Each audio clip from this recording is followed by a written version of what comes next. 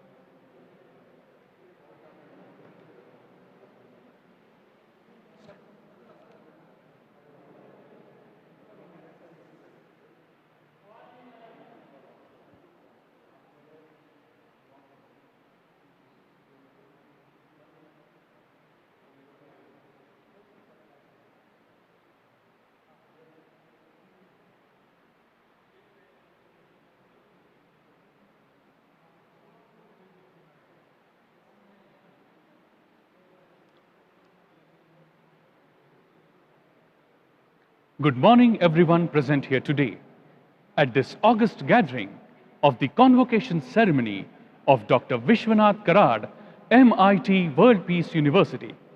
Before we begin with the ceremonial proceedings, I would like to request everyone in the panel to kindly ensure that their microphone is switched off unless required. As rightly said by Malcolm X, education is our passport to the future. Tomorrow belongs to the people who prepare for it today. I would also like to quote Pope John the 23rd. I quote, "Consult not your fears, but your hopes and your dreams. Think not about your frustrations, but about your unfulfilled potential.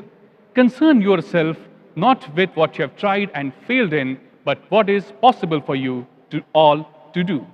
Let us all join in our hands and congratulate all the bright students who have proved themselves worthy of being part of this convocation ceremony today.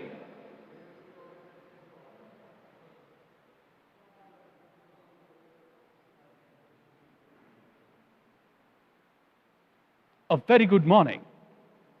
MIT World Peace University, MIT-WPU, is known to be among the top education institutions in India since the establishment of the MIT Group of Institutions in year 1983.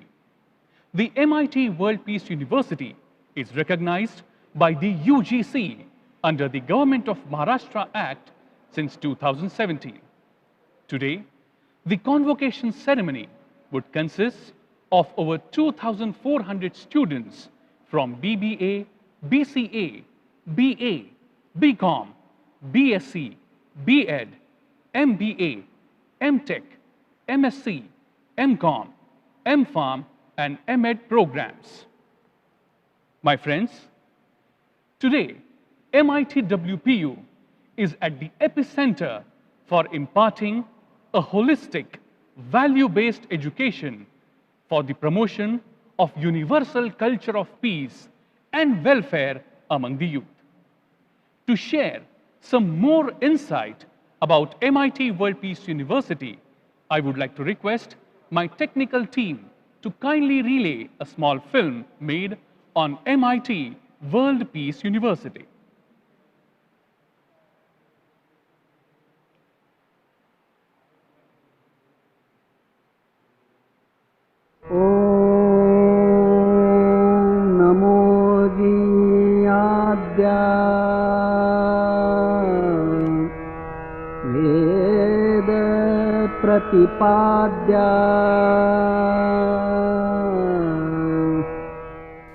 Welcome to MIT World Peace University, India's first university focusing on holistic development of students.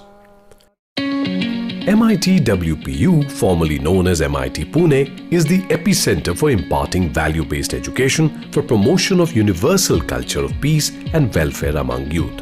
For over 40 years, MIT WPU graduates have contributed significantly to society. Today, student learners at MIT WPU are leaders of change to shape a bright future. With a campus spread over 100 acres, international partnerships, study abroad programs, MIT WPU is ranked third best private university to study in India.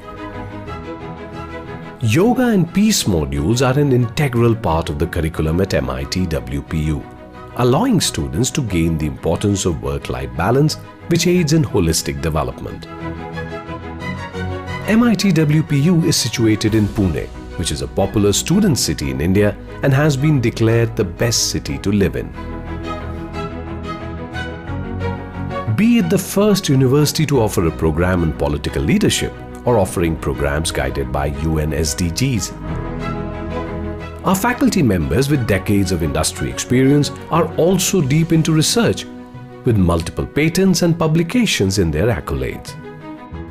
A safe and secure campus that assists to nurture learning, persona, and thinking. Experience value-based education and learn what matters at MIT WPU. MIT WPU is a center for scientific, educational, technological, and spiritual development for the youth. Shri Rahul V. Karad, who's a dynamic young educationist, a committed nationalist, and a true believer in the power of the youth, created an important platform almost a decade ago, which now has taken the shape of a movement. The movement is now known by the name Bharatiya Chhatra Sansad. I would like to request my technical team to kindly relay a small film made on Bharatiya Chhatra Sansad and MIT School of Government. MIT School of Government is the first institute to initiate the leadership program in politics and government. After the independence, there was a need to have an institution to train the aspiring politicians or the young leading generation of the country. In 2005, MIT SOG was conceptualized by Rahul V. Karad, the Executive President of MIT World Peace University, Pune, with a vision of creating ethical, spirited, and committed political leadership for the country from the grassroots and from all walks of life. Rahul Karad, the founder of MIT School of Government, says that in order to strengthen the democracy, educated young generation must lead the politics. To support his ideology and expand the horizon of the School of Government, he initiated the largest platform of student leaders of the country, called Bharatiya Chhatra Sansad, or Indian Students' Parliament. A large number of selected student leaders across the country represent in Bharatiya Chhatra Sansad. Till date, more than 2 lakh student leaders are directly or indirectly benefited or are associated with the Students' Enclave. This 3-day program is witnessed by large number of eminent guests from politics, social field, industry, science, spirituality, journalism, etc. That's how I look at this, this very concept of Bharatiya Chhatra Sansad. What way the country can change. I can tell you very few people, this is not a very small number. This number can play a very big role, my dear students. You have a great future, and Bharatiya Chhatra Sansad, the MIT School of Government, India's first school to develop the future politicians, it will go a long way. Bharatiya Chhatra Sansad can be said to be the largest classroom of politically motivated students. This is a small contribution of MIT School of Government towards the nation building.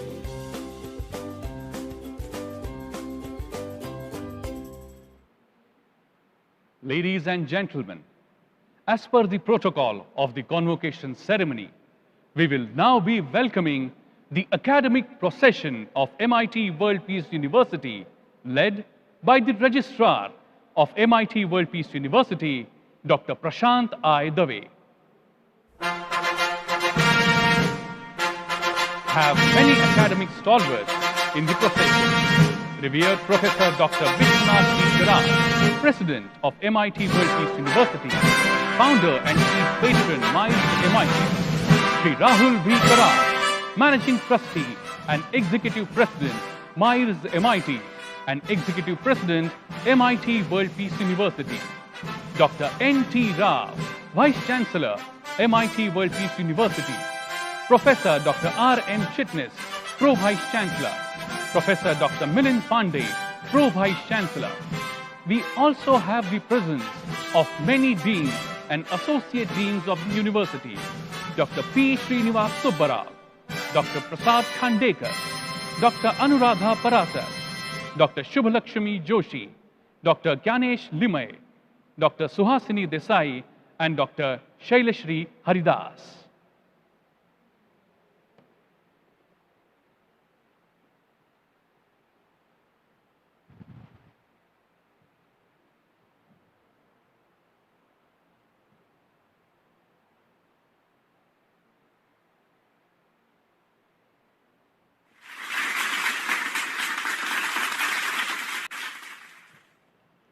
Thank you, sir. Thank you very much.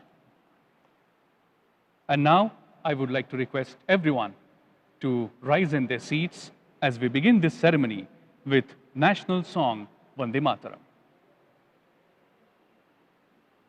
Vande Mataram, Vande Mataram, Sujalam, Sufalam, Malayaj Sheetalam, Shasya Shamalam Mataram, Vande Mataram, Shubhrajyosna Pulakitayaminim, Pullakusumita Drumadala Shobhinim, Suhasinim, Sumadhura Bhashinim, Sukhadam Varadam Mataram, Vande Mataram, Vande Mataram. Thank you. With reference to the Indian tradition, any academically important event must start by praying to Goddess Saraswati. I request everyone in the audience to fold their hands, close their eyes, and wholeheartedly participate in Saraswati Vandana.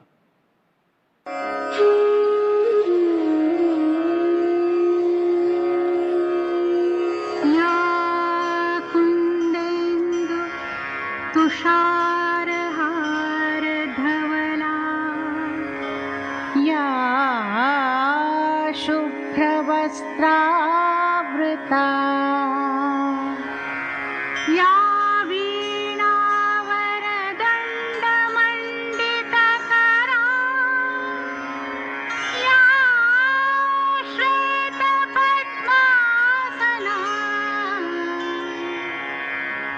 या कुन्देन्दु तुषारहारधवला या शुभ्रवस्त्रावृता या वीणा वरदण्डमण्डितकरा या श्वेतपद्मासना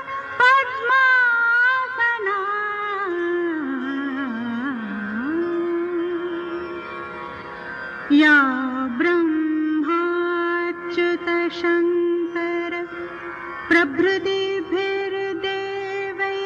सदा वन्दिता सा मां पातु सरस्वती सरस्वती भगवती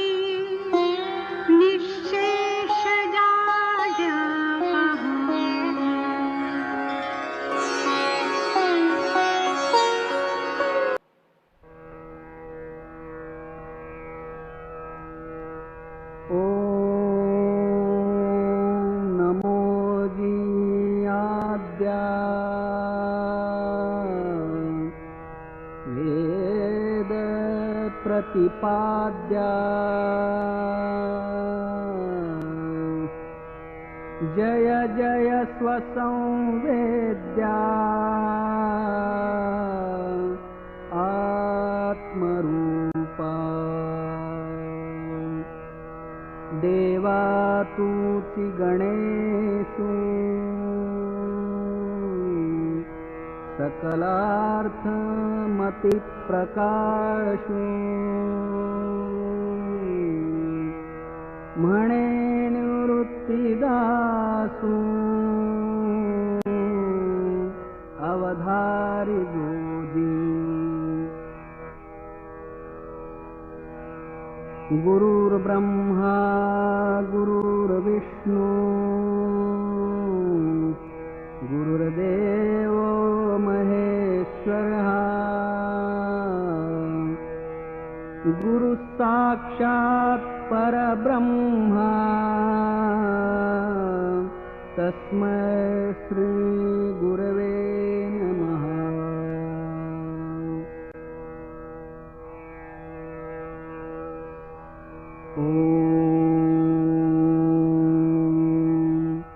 पूर्णमदः पूर्णमिदं पूर्णात् पूर्णमुदच्यते पूर्णस्य पूर्णमादाय पूर्णमेवावशिष्यते। ॐ शान्ति शान्ति शान्तिः।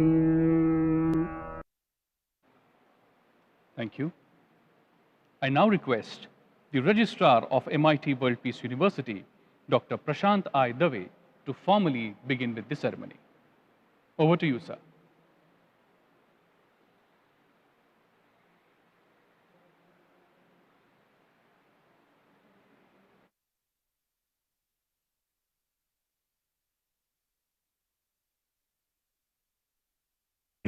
Open. Friends, I declare MIT World Peace University Convocation 2021 open.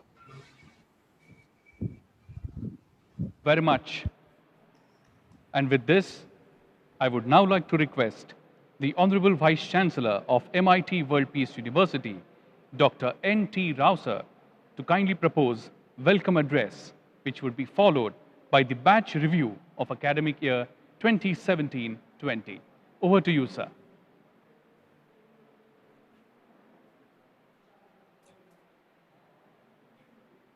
Founder President of MIT World Peace University, the most revered Professor Dr. Vishwanath Karad, Managing Trustee and the guiding spirit of the university, the Executive President, Shri Rahul Karad, invited guests, trustees of my group, proud family members of graduating students, all the viewers of this event on various platforms, members of MIT WPU family, and most important of them all, the graduating students of MIT World Peace University.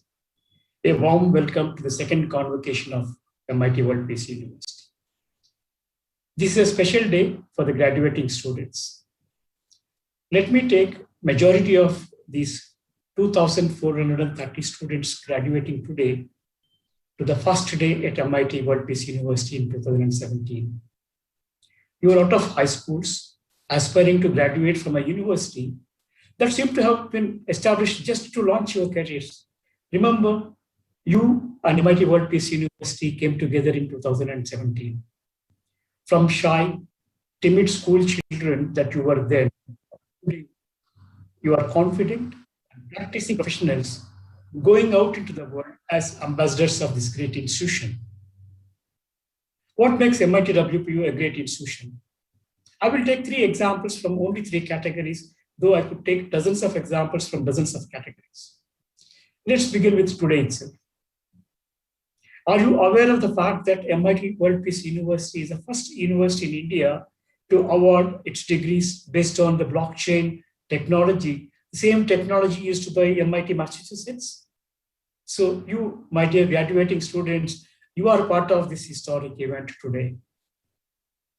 On the rankings, MIT World Peace University is ranked as the 5th best BBA institution in India by Times of India. Times of India also ranked us as the 10th best for MBA and 15th best for engineering education. It clearly shows that 3 of our major programs are among the top 15 in the entire country. These recognition from the public and external stakeholders are really significant for us.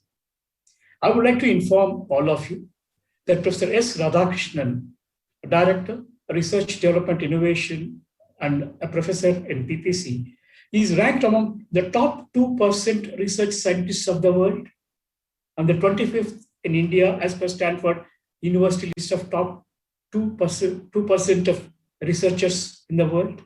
So that's the level of faculty members that we have in this institution. By the way, Dr. Alex Hankey, our Professor Emeritus in the School of Biology, is also in the same list of top 2% of the world.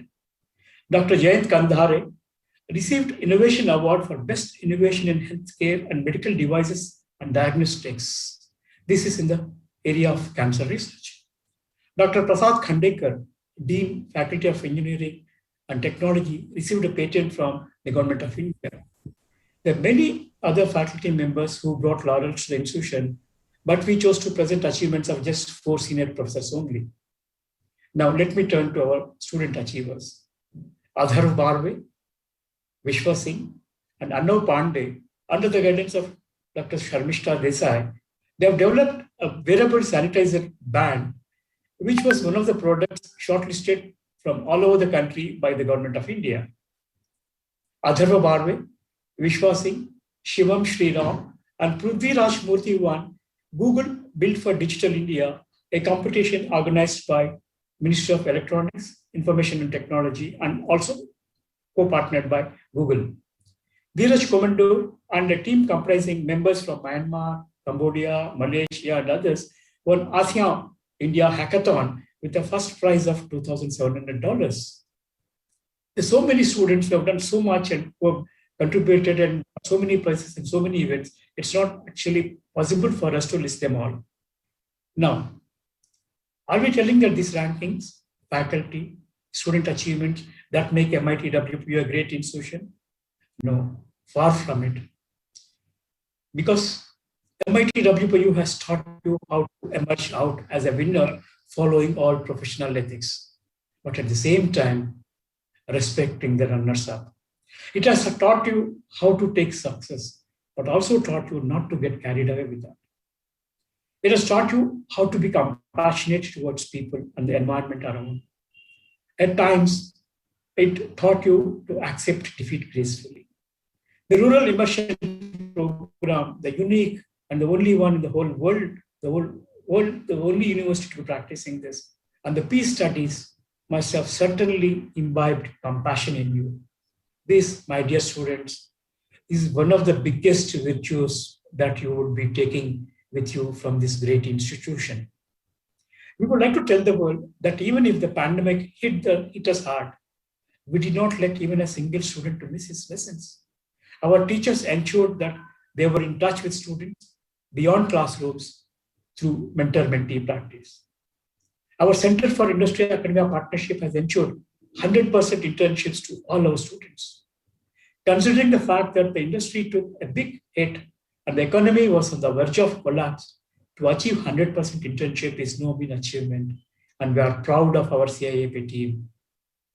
Before I move towards my next segment, I would like to take this opportunity to explain how MIT-WPU tried to touch the lives of almost every section of society through its social initiatives and events. We conducted Bharatiya Chhatra Sansad in February 2020 in Vigyan Bhavan, New Delhi, before the pandemic set in. This was immediately after our convocation. This gave a platform to our students to come together and express themselves in the presence of the Vice President of India, Nobel laureates, Bharat Ratnas, chief ministers and governors of states, politicians, policymakers, spiritual leaders, intelligentsia, and every section of the society. So we did touch the lives of students in that sense. We conducted Women's Parliament discussing the issues faced by the women and probable solutions given by women of eminence from across India. We also asked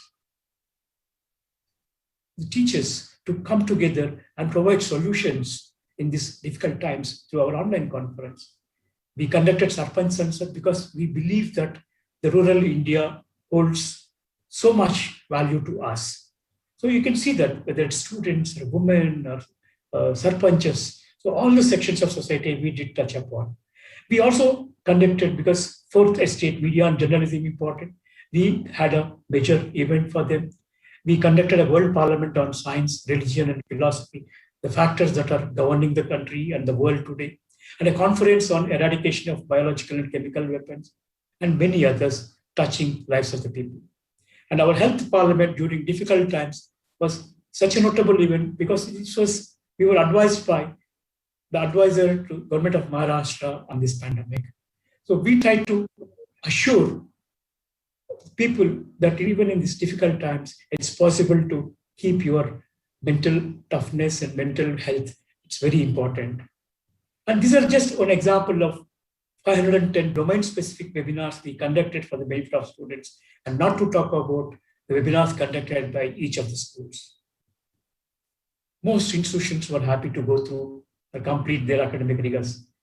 We at MIT-WPU wanted to play a role and assure every individual from every spectrum of the society that MIT-WPU is there for you.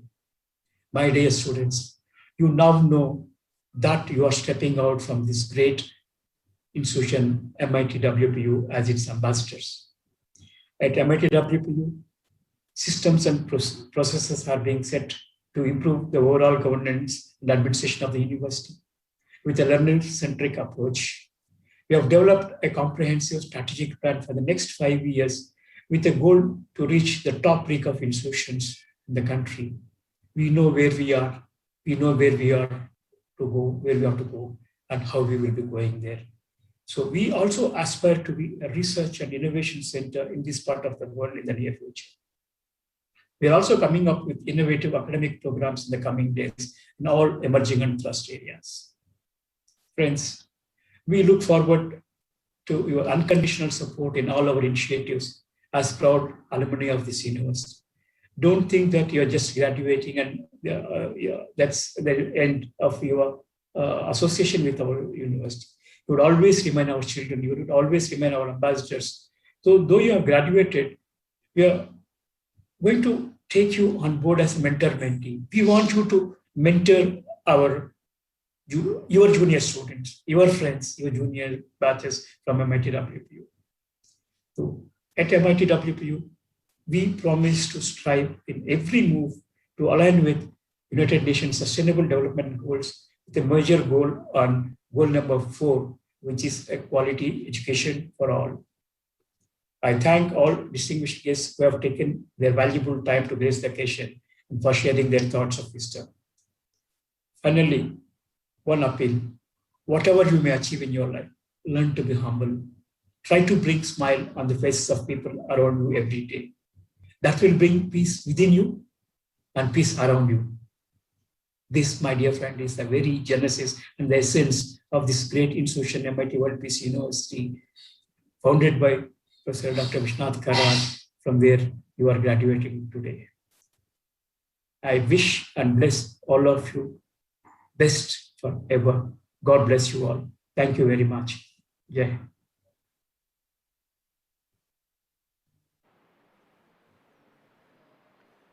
Thank you very much, sir. I now request revered Professor Dr. Vishwanath Karad, sir, President of MIT World Peace University, to award the degrees.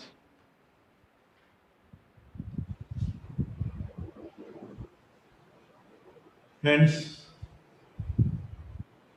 I hereby confer the honors and degrees to the passing out students of this batch. Thank you. Thank you very much, sir. Indeed, these are your blessings on all graduating students. I now request the deans of various faculties at MIT World Peace University to confer the medals to medal holders. First, I would like to request the Dean of Faculty of Management, Dr. P. Srinivas Subbarao. Over to you, sir. Honorable Dr. Vishwanath Karad, sir, Founder President, MIT World Peace University. I present before you the students who have passed the Master of Business Administration, Master of Computer Application, Bachelor of Business Administration, and Bachelor of Computer Application program and have registered for this convocation. I kindly request our Honorable Vice Chancellor to confer the degrees to 1,595 students, which included the rank holders of 133. I request Honorable Vice Chancellor Dr. N.T. Rao and Pro Vice Chancellor Dr. Ravi Kumar Chitnis to present medals to 44 medal holders among the rankers. Now I announce the rank holders. Gold medal, Mr. Krishna Bang, MBA Finance, Banking and Financial Services. Silver medal, Jeel Kenya, MBA Banking and Financial Services. Gold medal, Pratimesh Hemant Kajali, MBA Construction and Project Management. Gold medal, Riddhi Jotani, MBA Financial Management. Silver medal, Pawan Kumar Somnath Halavi, MBA Financial Management. And bronze, Girish Ram Singh Rajput, MBA Financial Management. Gold medal, Meher Rajesh Gupta, MBA International Business Management. Silver medal, Minal Jain, MBA International Business Management. Gold medal, Shravan Jetilia, MBA Innovation and Entrepreneurship Management. Gold medal, Amir Shah Sohal, MBA Marketing Management. Silver medal, Sri Lakshmi Suresh Kumar, MBA Marketing Management. And bronze medal, Saili Patanji, MBA Marketing Management. Gold medal, Shabjan Salim Dangi, MBA Operations Management. Silver medal, Kavya Sangamnath Ridji, MBA Operations Management. Gold medal, Atulya Binu Sebastian, MBA Telecom and Marketing Management. Silver medal, Vaishnavi Praveen Basali, MBA Telecom and Marketing Management. Gold medal, Neelam Kaluram Ogadi, MBA Human Resource Management. Silver medal, Jainab Suterwala, MBA Human Resource Management.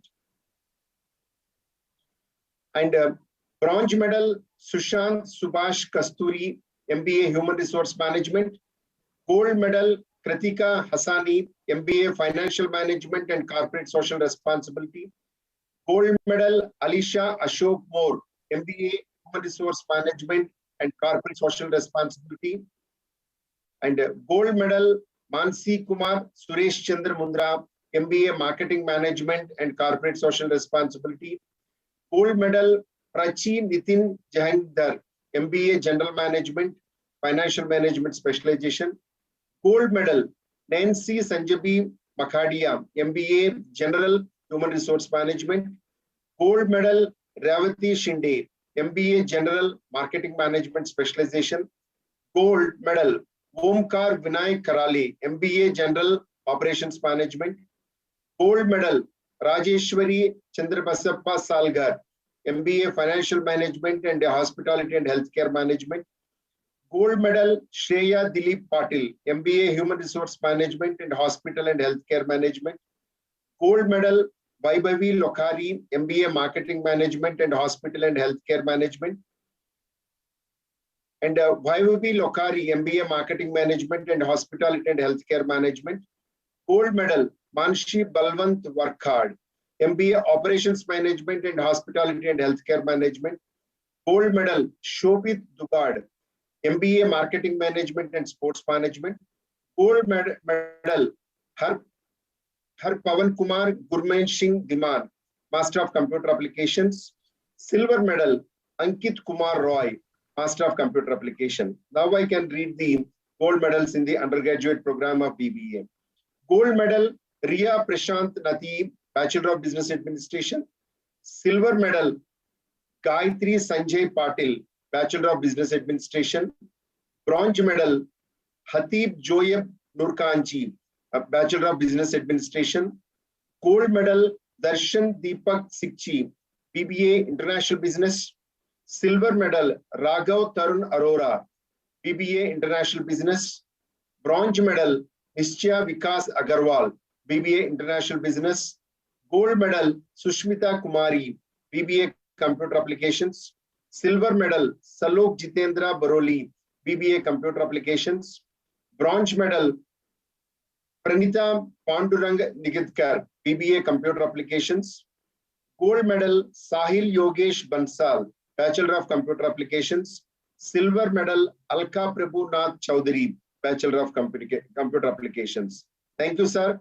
I request Dr. Prashad Kandekar, Dean Faculty of Engineering, to take over. Thank you. Sir, I present before you the students who have passed the Master of Technology program and have registered for this convocation. I kindly request Honorable Vice Chancellor to confer degrees to 128 students, which include 23 rank holders. I request Honorable Vice Chancellor Dr. N.T. Rao and Pro Vice Chancellor Dr. Milind Pandey to present medals to 11 medal holders amongst the rankers. Gold medal, Shwetal Suresh Gadak, MTech, CAD CAM CAE. Gold medal, Alok Kumar Girija Shankar Rao, MTech, Communication Networks and Software. Gold medal, Surabhi Vivek Deshpande, MTech, Construction Engineering and Management. Gold medal, Shivani Amar Singh Patil, MTech, Data Science and Analytics. Gold medal, Shubham Sanjay Marne, MTech, Design Engineering. Gold medal, Pooja Mahindrakar, MTech, Network Management and Cyber Security. Gold medal, Vaibhav Gururaj Joshi, MTech, Petroleum Engineering. Gold medal, Sushil Jugal Kishore Darak, MTech, Structural Engineering. Gold medal, Roshni Arun Patil, MTech, Thermal Engineering. Gold medal, Nilesh Ashok Irale, MTech, Tunnel Engineering. Gold medal, Harshali Pramod Rane, MTech, VLSI Embedded Systems. Thank you, sir. I request Professor Anuradha Parashar, Dean, Faculty of Liberal Arts, to take over the proceedings. Thank you. Sir, I present before you the students who have passed the Bachelor of Arts and Bachelor of Arts Honours program and have registered for this convocation. I kindly request Honorable Vice Chancellor to confer degrees to 145 students, which includes 17 rank holders. I request Honorable Vice Chancellor Dr. N.T. Rao and Pro Vice Chancellor Dr. R.M. Chitnis to present medals to 6 medal holders amongst the rankers. Gold medal, Melvin Alexander, BA Honours English. Melvin Alexander. Gold medal, Pradeep Kumar Shio Pujan Vishwakarma, BA Honours Geography. Pradeep Kumar Shio Pujan Vishwakarma. Gold medal, Muskan Sunil Thanvi, BA Honours Political Science. Muskan Sunil Thanvi. Gold medal, Nandini Sushil Mundada, BA Honours Psychology. Gold medal, Rishikesh Suresh Varade, BA Political Science. Gold medal, Aishwarya Dhyaneshwar Jagtap, BA Mass Media. Thank you, sir. I request Professor Dr. Shubhi Lakshmi Joshi, Associate Dean, Faculty of Science, to take over the proceedings. Thank you. Sir, I present before you the students who have passed the Master of Science and Bachelor of Science program and have registered for this convocation. I request Honorable Chief Guest to kindly confer medal and degrees to 5 rankers of MSc program. I request Honorable Vice Chancellor Dr. N.T. Rao and Dr. Milind Pandey, Pro VC, to join him. Gold medal, Onkar Ravindra Mule, MSc Mathematics. Gold medal, Apurva Srihari Date, MSc Statistics. Gold medal, Dhurvesh Kalathia, MSc Data Science and Big Data Analytics. Gold medal, Tanuja Viskute, MSc Computer Science. Silver medal, Madhuri Kishore Dhusad, MSc Computer Science. Thank you, sir. I request Honorable Chief Guest to kindly confer medal and degrees to 3 rank holders of BSc program. I request Honorable Vice Chancellor Dr. N.T. Rao and Dr. Milind Pandey, Pro VC, to join him. Gold medal, Akshay Prakash Safekar, BSc Computer Science. Silver medal, Aniket Ashok Gowde, BSc Computer Science. Bronze medal, Manisha Narsingrao Jagtap, BSc Computer Science. Thank you, sir. Now I request Professor Ganesh Limaye, Dean Faculty of Pharmacy, to take over the proceedings. Sir, I present before you the students who have passed the Master of Pharmacy program and have registered for this convocation.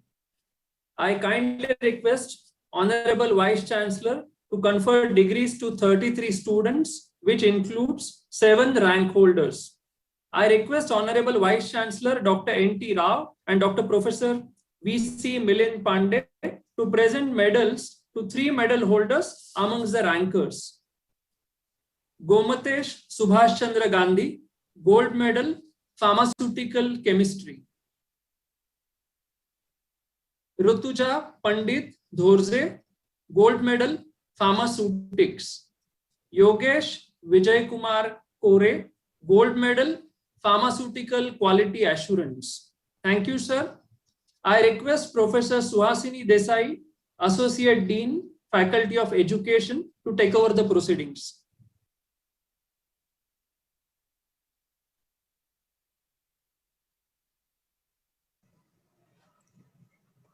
Thank you. Sir, I present before you the students who have passed the Master of Education and Bachelor of Education program and have registered for this convocation. I kindly request Honorable Vice Chancellor, sir, to confer degrees to 88 students, which includes 11 rank holders. I request Honorable Vice Chancellor Dr. N.T. Rao and Pro Vice Chancellor Dr. Ravi Kumar Chitnis to present medals to 3 medal holders amongst the toppers. Arpita Chanda Gupta, Gold Medal, Masters of Education. Leena Mayur Godbole, Gold Medal, Bachelor of Education. Roshni Dinesh Kanojia, Silver Medal, Bachelor of Education. Thank you, sir. Now I request Professor Dr. Srinivas Subbarao to take over the proceedings. Thank you.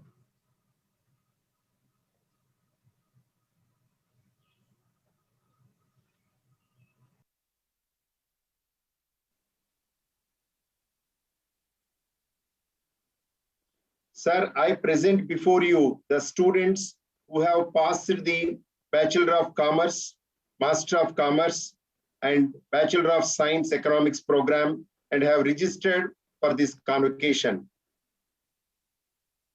I kindly request Honorable Vice Chancellor to confer degrees to 170 students, which include 16 rank holders. I request Honorable Vice Chancellor Dr. N.T. Rao and the Pro Vice Chancellor Dr. Milind Pandey to present medals to 5 medal holders among the rankers. Now, the gold medalist Vaishnavi Shripad Gokhale, Master of Commerce. Gold medal Prakar Kumar, Bachelor of Commerce. Silver medal Kinjal Ranjit Bandari, Bachelor of Commerce. Bronze medal Archana Lakshmikant Nargund, Bachelor of Commerce. Gold medal Nihal Sanjeev Jain, Bachelor of Science in Economics. Thank you, sir. Now I request Professor Gautam Bapat to take over the proceedings. Thank you very much, sir. Thank you very much, all the deans of various faculties at MIT World Peace University, and heartiest congratulations to the students, all those who have secured gold, silver, and bronze medals. I would now like to request Honorable Vice Chancellor of MIT World Peace University, Professor Dr. N.T. Rao, sir, to kindly administer an oath to all the graduating students. By virtue of the power vested in me by the Board of Management of Dr. Vishwanath Karad, MIT World Peace University as the Vice Chancellor, I hereby declare all of you who are present, those who are permitted to remain absent, are admitted to the respective degrees. I hereby charge you to uphold the dignity and the value of the degree awarded to you by this university in your life and profession.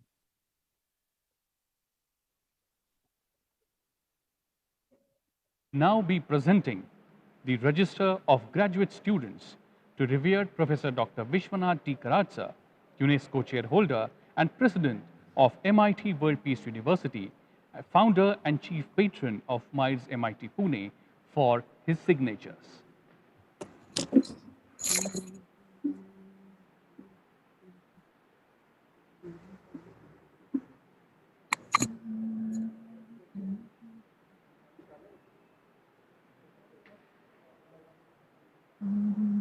Thank you very much, sir. Indeed, a very, very beautiful moment for all the graduates of MIT World Peace University. A very proud moment for all the students and parents. Thank you, sir. Thank you very much. My friends, the day of convocation means the celebration of academic achievements of the students. Though every student is worthy of a big round of applause and pat on their back for encouragement. But a few people have walked that extra mile required to stand out among all today. We have two special recognition awards that would be conferred at the august hands of the Honorable Governor of the state of Kerala, Shri Arif Mohammad Khanji, and other dignitaries present here today. My friends, the first award goes to the one who have scored the highest CGPA of 9.92 among all the engineering graduating students. The Executive President Medal goes to Ms. Harshali Pramod Rane, a student of MTech VLSI and Embedded Systems program. Let's give a big round of applause and encouragement to Harshali on her great achievement. It is indeed an honor for her and her parents on this amazing achievement and this special day today. And now, it's time when we announce the name of the student who has secured, please mind my words everyone, highest CGPA of, believe it or not, but 9.99, almost perfect, among all the graduating students of this batch of MIT World Peace University, a student who's worthy of the President's Medal, the student of BSc Computer Science program. Please put your hands together for Mr. Akshay Sapekar. It's indeed a very proud moment for the students as well as their parents. Indeed, a very proud moment for you, Akshay.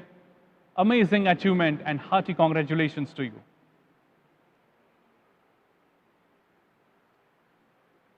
Thank you very much.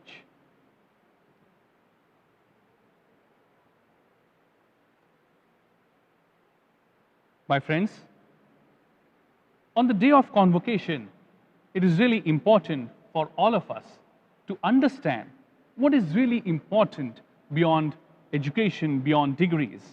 As Honorable Vice Chancellor Sir mentioned in his speech, that no matter where you go, no matter what you do, please be humble and bring smile on the people around you.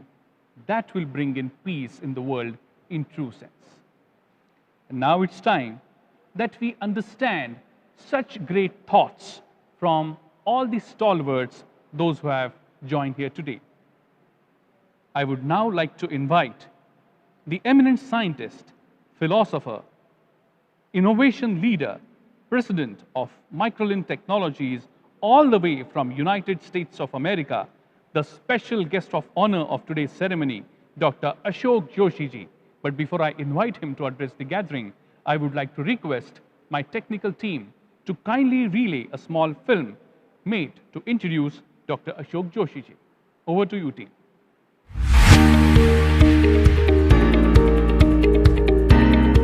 Dr. Ashok Joshi is an eminent scientist, philosopher, and thinker, and is currently serving as the president of Microlin Technology. He has been living in the US for more than 5 decades and has over 145 US patents and over 500 world patents. He previously served as the CEO and president of Ceramatech Incorporated. He has served on the board of trustees of the Salt Lake Community College and the Indian Cultural Center of Utah. He is currently serving as a member of board of many small businesses. He has a PhD in Material Science from Northwestern University and has completed his Bachelor's of Engineering from the College of Engineering, Pune. He is a recipient of many awards, including the Best Small-Scale Industry Award from the President of India. He has also been awarded with the Utah Governor's Medal of Science. We are honored to welcome Dr. Ashok Joshi to MIT World Peace University. Thank you, sir. Thank you very much for that film, and thank you very much for joining us all the way from United States of America. Over to you, sir.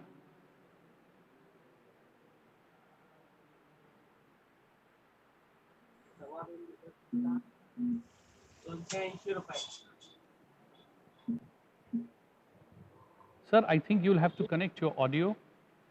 If you could please click on the left extreme bottom corner, you will see connect audio. अरे हवा आपली हवा.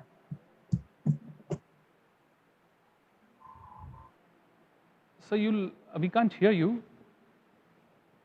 On the screen, on the left extreme bottom, you will see an icon which says connect over audio, internet audio. Can you hear me now? Yes, sir.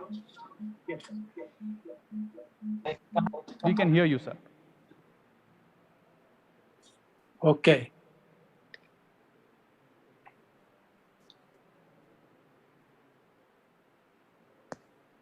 Can you hear me? Yes, sir. Please go ahead, sir. We can hear you. All right. So I'm going to talk about success connection to inner engineering.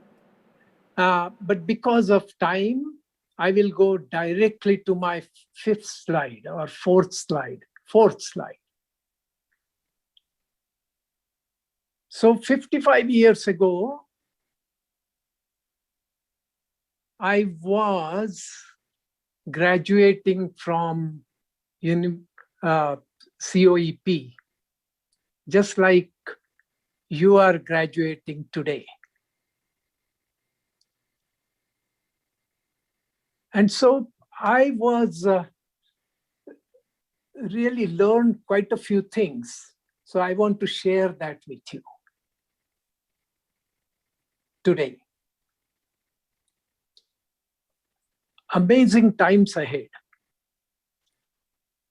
In last 50 years, what I imagined is amazing progress in all kinds of fields. For example, I was, when I came to United States in '66, I wanted to call my home in Mumbai. It took me 1 month to get to my parents, because you have to register your phone and then they allow you to call 1 month later, 30 days. And now in 30 seconds, I can reach anybody in India. There are lots of opportunities for all of us. So what I'm going to do, I'm going to say that I will, what I do every day, and I will leave you with that. Even today, I'm in competition with everybody else because I'm very active in doing patents. Like just 2 weeks ago, I got my 147th patent. Anyway,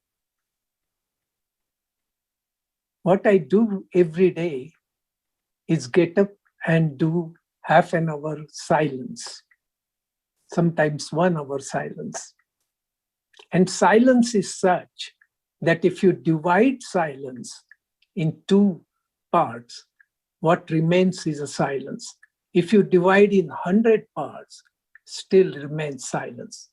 So instead of doing puja in the morning after shower, I sit down for half an hour to 1 hour, because silence is ananta. So in that silence, I say to myself, I want to become happy. And I read a lot of stuff on happiness.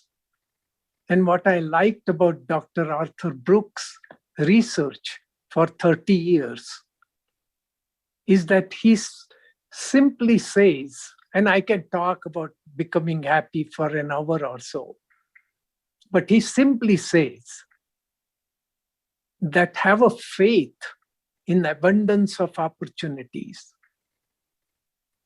Inspire your family. Inspire your community. Inspire the people you work with at work. So faith, family, community, and work. Once you start doing that, you start becoming happy and positive. I don't have to explain you the third item, which is Vasudhaiva Kutumbakam. But as I was running the companies, I have to make sure that I say every day in my silence in the morning that Vasudhaiva Kutumbakam, everybody is same. They are all my family. Prepare your mind. This is the fundamental thing of my talk. This is the core of my talk. So let's hear John Roberts, who is a Chief Justice of United States Supreme Court. Can you put the video? Anybody?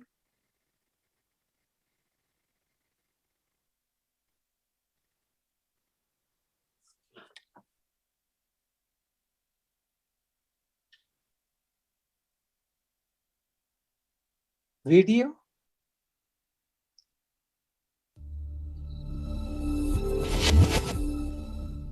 Now, the commencement speakers will typically also wish you good luck and extend good wishes to you.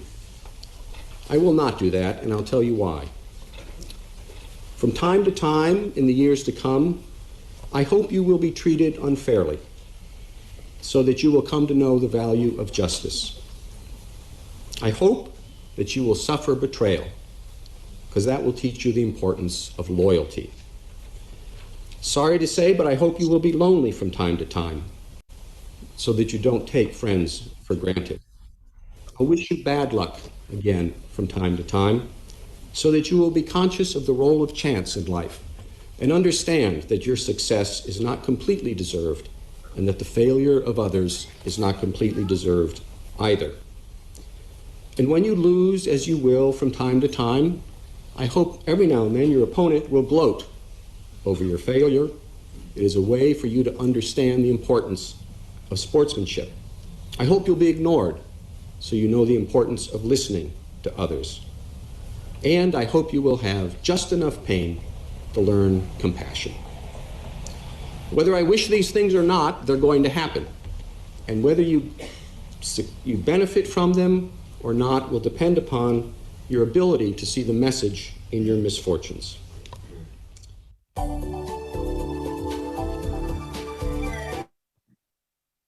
So your ability to see opportunities even in your misfortunes.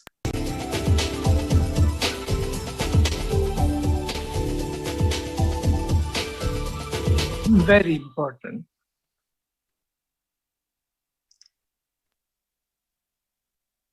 And so, you hear me? Yes. Yes, yes. Okay, okay. All right. So can you put those that slide? So Yes, sir. anyway, my another point that I say in my silence is I have to make decisions, not judgment. Making decision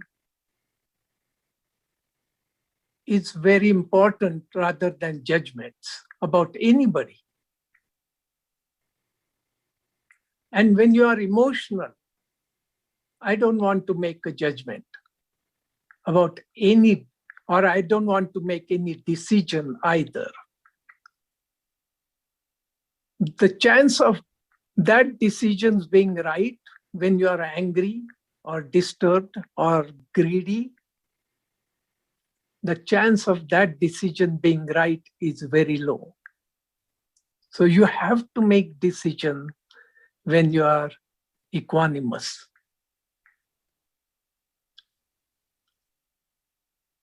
Another thing I say to myself every morning is that my success is me. What I mean by that is not that my success is because of me. Meaning of that is that even if I fail financially, did I do it right? Did I perform my duty? It is within me. My success is when I connect to my soul and not anybody else. Whatever people are saying that I'm not successful, it is not true. I also say that ahankara doesn't come in my way. And this is very important. Do not waste time and do the quiet blessings. Anytime you see somebody, do quiet blessing. And I don't have to tell you about public speaking. Most Indian students I have seen, they talk nicely in public. So these are the things I really believe that I do this, and I hope you can do that too. Thank you very much. Thank you. Thank you very much, Dr. Ashok Joshi ji. It was indeed a pleasure and very, very important thoughts and takeaways that you have shared with these graduating students today. I'm sure it will help them long way to pave their path towards success. Thank you very much, sir, once again for joining us at odd hours from all the way from United States. Thank you very much, sir. Professor My friends? Gautam, Yes, sir. you must request the students to see the very background on the website of the achievements of Mr. Ashok Joshi ji. What in his professional career, what he has done, the way he has contributed for US, for India and the world. I think he's a unique entrepreneur and a leader and an innovator. Thank you so much, sir, for participating in this very important second convocation of MIT World Peace University. Thank you. Thank you. Thank you very much indeed, sir.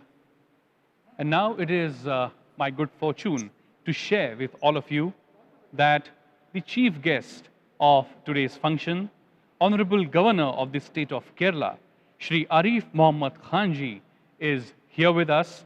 I would like to request Shri Rahul Karat sir, if he would like to welcome the Honorable Governor of the state of Kerala, Shri Arif Mohammad Khanji. His Excellency, I am so grateful that you are today, participating in this very prestigious second convocation ceremony of Dr. Vishwanath Karad, MIT World Peace University. You are very well aware, sir, about the very ethos and the values of this organization, the very mission initiated by our beloved founder, Dr. Vishwanath Karad, sir, the unification of science and spirituality, and the very message of Sarvadharma Samabhav, and how the religious scriptures are true life guiding scriptures, and we have been trying to integrate this very thought process in our professional education syllabus, and partly we are successful also, sir. That's what we feel. But we have to go a long way, sir. And today you are a politician, you are a rare politician, my dear students, I must tell you, a social leader, an intellectual, a philosopher, so much I can say, and in particularly since we could establish this India's first school to develop the future politicians, MIT School of Government, you are very dear to my heart, sir, because you are truly rare, because in public life, we see people with a lot of activism and social connect and people connect, but there are very few intellectuals like you who carry both the qualities of social belongingness, connecting with the society, and with a true intelligent mind, I mean to say, and you are a voracious reader, writer, you have written so much in your career, sir. And so we are so glad that today, in the capacity of governor, you are coming here, this institution you have always loved from day one, I mean to say last 5, 7, 8 years, you know Dr. Karad and his contribution. And today you are here as a chief guest for this very prestigious, important program of the convocation ceremony. There are over 2,000 students have graduated, sir, from this particular batch. We have conferred some awards and some medals on some students today. of course, by your hand, and we are very curious and keen to listen to you, sir. And whole country, there are some over 1,000 students, or maybe more than that. I can see right now they're observing this very convocation ceremony, witnessing this convocation historic ceremony. So once again, on behalf of the bodies of trustees, the governing board of MIT World Peace University, and our beloved founder, my Vice Chancellor, Professor N.T. Rao, all my Pro-Vice Chancellor, Deans, Associate Dean, staff and student, teaching, non-teaching staff members, I welcome you to this ceremony of convocation. Thank you so much. Welcome, sir. Thank you very much, sir. Thank you very much indeed for the presence of everyone at this very, very important occasion. We have the Secretary General of FICCI, the Federation of Indian Chamber of Commerce and Industries, as the special guest of honor of this session, Dr. Dilip Chinoyji. Before I invite him to address the gathering, I would like to request my technical team to kindly relay a small film made on life and work of Dr. Dilip Chinoyji. Over to you, team.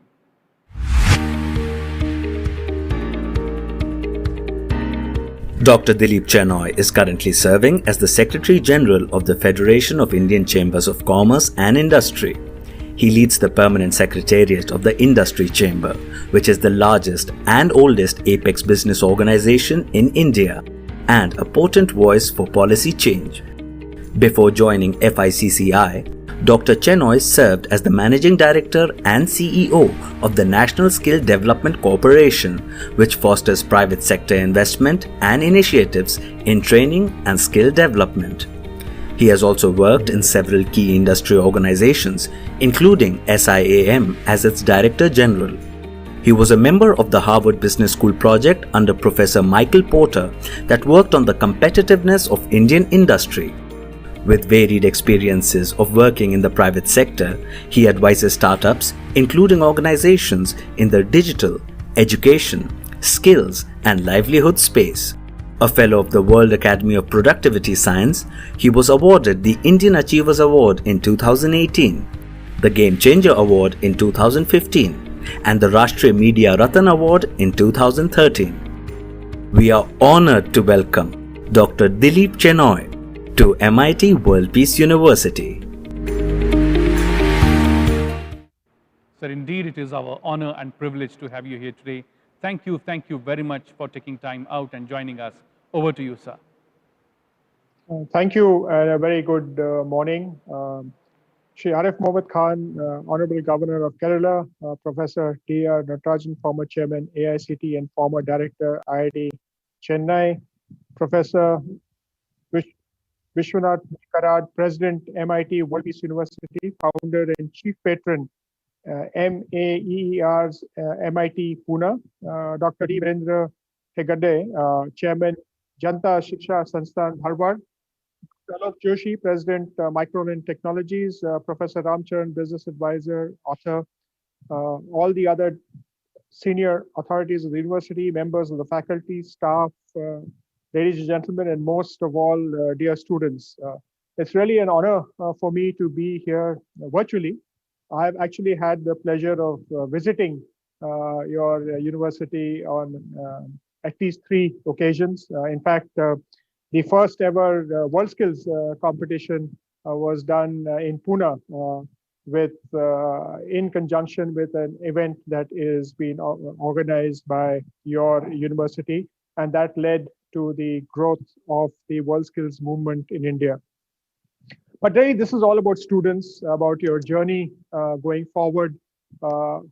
There's been excellent presentations before me, so I would not like to repeat. The first thing we actually need to understand, just like when you made the transition from high school graduates into the university system, you're actually making another transition.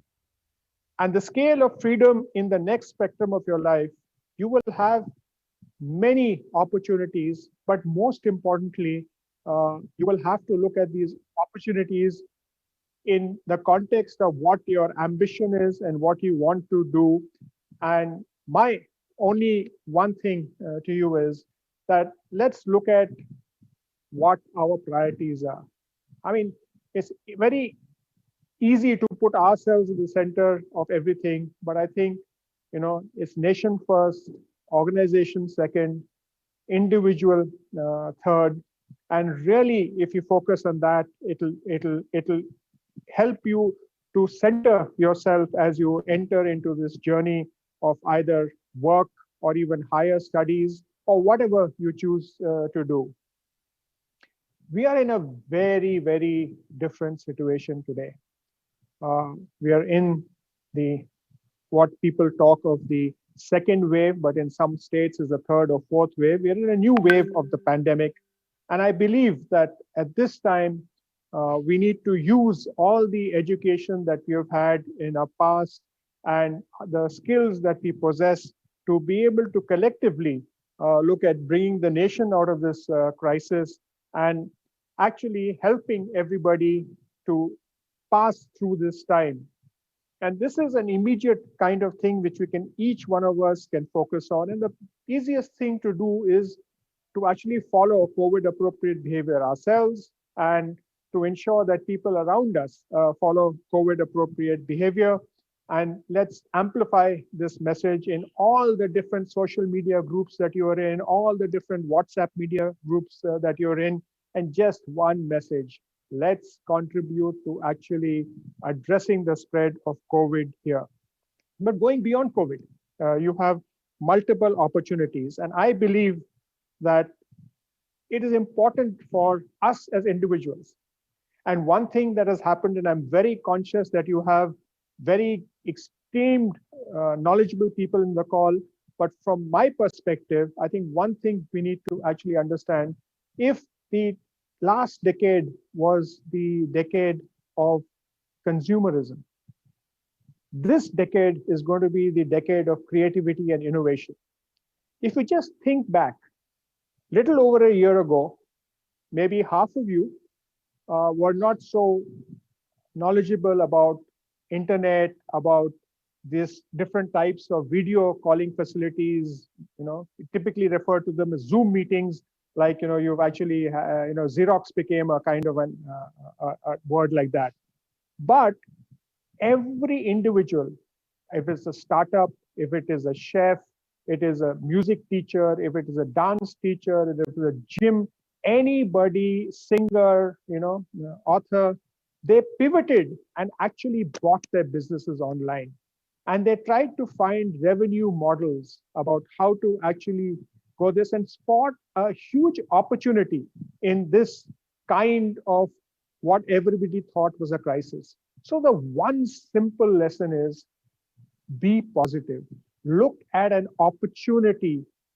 Every time you take a decision, you look at the opportunity there, how you can serve the country, serve mankind, serve your organization by putting your best foot forward. So that's really the second message that I want to actually hear.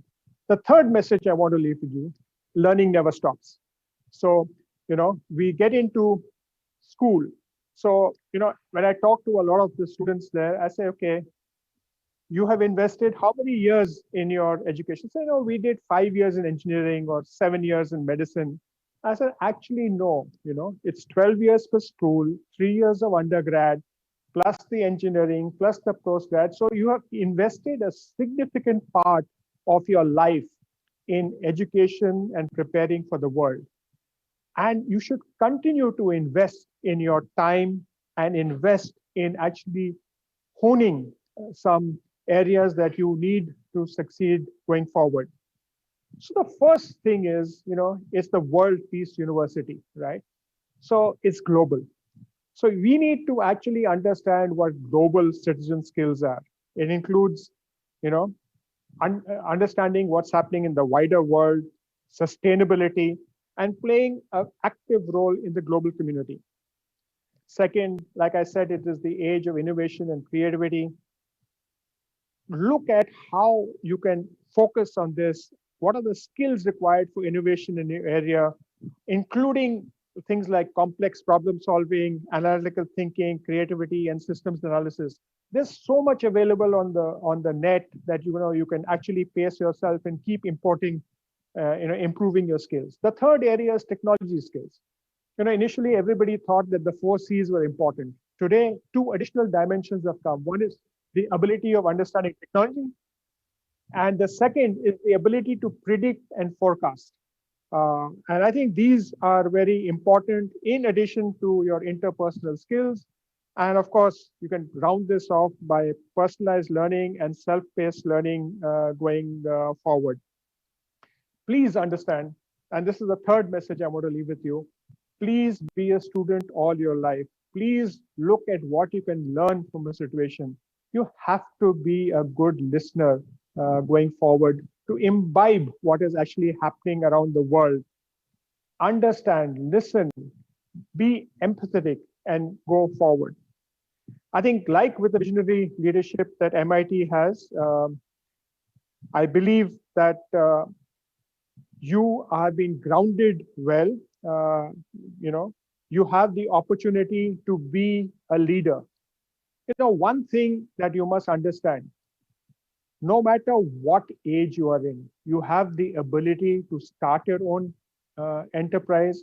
You have the ability to become a CEO, a leader, and always aspire to that. Aspire how you can give to your organization, how you can give to your country, and how you can give to your society. So these were the 3 messages I wanted to leave with you. Thank you very much for this opportunity. And I wish you all the very best in your next step in life. Thank you very much, sir. It was indeed our honor and privilege to have your guidance for all the graduating students today. And I'm sure the words of wisdom that you have shared with all the students would help them long way. Thank you very much, sir. Thank you, Dr. Chinoy, for participating. My name is Ravin Sanghvi. So someday you visited my institution. I know you worked with my colleague, my brother, Dr. Sunil, and long back there were many other activities, the Robocon and all other areas, the skill development mission, and you have definitely created benchmarking work at the central level, at the national level. And someday after pandemic, maybe I will request you, sir, that you to visit this very monumental structure, what is created. It is like a laboratory for the world peace. And many such student community, tomorrow when they pass out, and we are hoping that they become a complete graduate through this very exercise of World Peace Dome, which talks about unification of science and spirituality to complete. How do we create the complete graduate? That is the message of this organization, as you are aware about. So thank you, Dr. Dilip Chinoy, sir. And I look forward to meet you maybe in Delhi sometime or in the city of Pune. This is our standing invitation. Thank you. Thank you. I'll definitely come whenever possible. Thank you. Thank you. Thank you very much for that. And yes, we are indeed waiting for this horrible experience that we all are going through to get over, and so that we can meet. All of us are waiting for that moment to meet each other. Thank you very much, sir, for your words of wisdom. Likewise, we have many such stalwarts, those who have gathered here today for this August gathering. We have, all the way from United States, globally acclaimed business advisor, author, and speaker, the chief guest of honor of this session, Professor Ram Charanji. Welcome, sir. Thank you very much for joining us. I'm sure your words of wisdom would be enlightening everyone. Thank you very much. Now it's time that I invite. Thank you. Thank you. It's time when I invite. Are you going to show any film on, sir? No, sir. There's a different queue right now. Okay. It is now my honor and privilege to share with you that the chief guest of this session, whose words of wisdom we all are waiting for to hear, I would like to welcome the chief guest of this session, Honorable Governor of the state of Kerala, Shri Arif Mohammad Khanji, to address the gathering. But before I do that, I would like to request my technical team to kindly relay a small film made on life and work of Shri Arif Mohammad Khan sir. Honorable Governor Arif Mohammad Khan is presently the Governor of Kerala. He has previously been a cabinet minister in the union government and has held several portfolios ranging from energy to civil aviation. Arif Mohammad Khan started his political career as a student leader. He was the president of the Aligarh Muslim University's Students' Union. He became a member of the Legislative Assembly of UP in 1977 at the age of 26. Arif Muhammad Khan joined the Indian National Congress Party and was elected to the Lok Sabha in 1980 from Kanpur and 1984 from Barech. In 1986, he quit the Indian National Congress. Arif Muhammad Khan joined the Janata Dal and was re-elected to the Lok Sabha in 1989. In 2004, he joined the Bharatiya Janata Party, a visionary politician with an impeccable belief system which has influenced the modernization of the belief system of millions. We are honored to welcome Honorable Governor of Kerala, Shri Arif Muhammad Khan. Thank you, sir. Thank you very much for joining us today, and we all are keen to have your blessings and convocation address. Over to you, sir. Thank you very much, Professor Dr. Shri Vishwanath Karad, President, MIT World Peace University, Shri Rahul V. Karad, Executive President of the University, Shri N.T. Rao, Vice Chancellor, MIT World Peace University, Dr. Ashok Joshi, eminent scientist, philosopher, and thinker, Dr. Dilip Chinoy, Secretary General, Federal Indian. Can you hear? You are hearing me? Yes, sir, you are audible. Oh. Dr. Dilip Chinoy, Secretary General, Federation of Indian Chamber of Commerce and Industry, Professor Ramcharanji, Dr. Prashant I. Dave, Registrar, Deans of various faculties, dear graduates, it gives me great joy to address the second convocation of MIT World Peace University.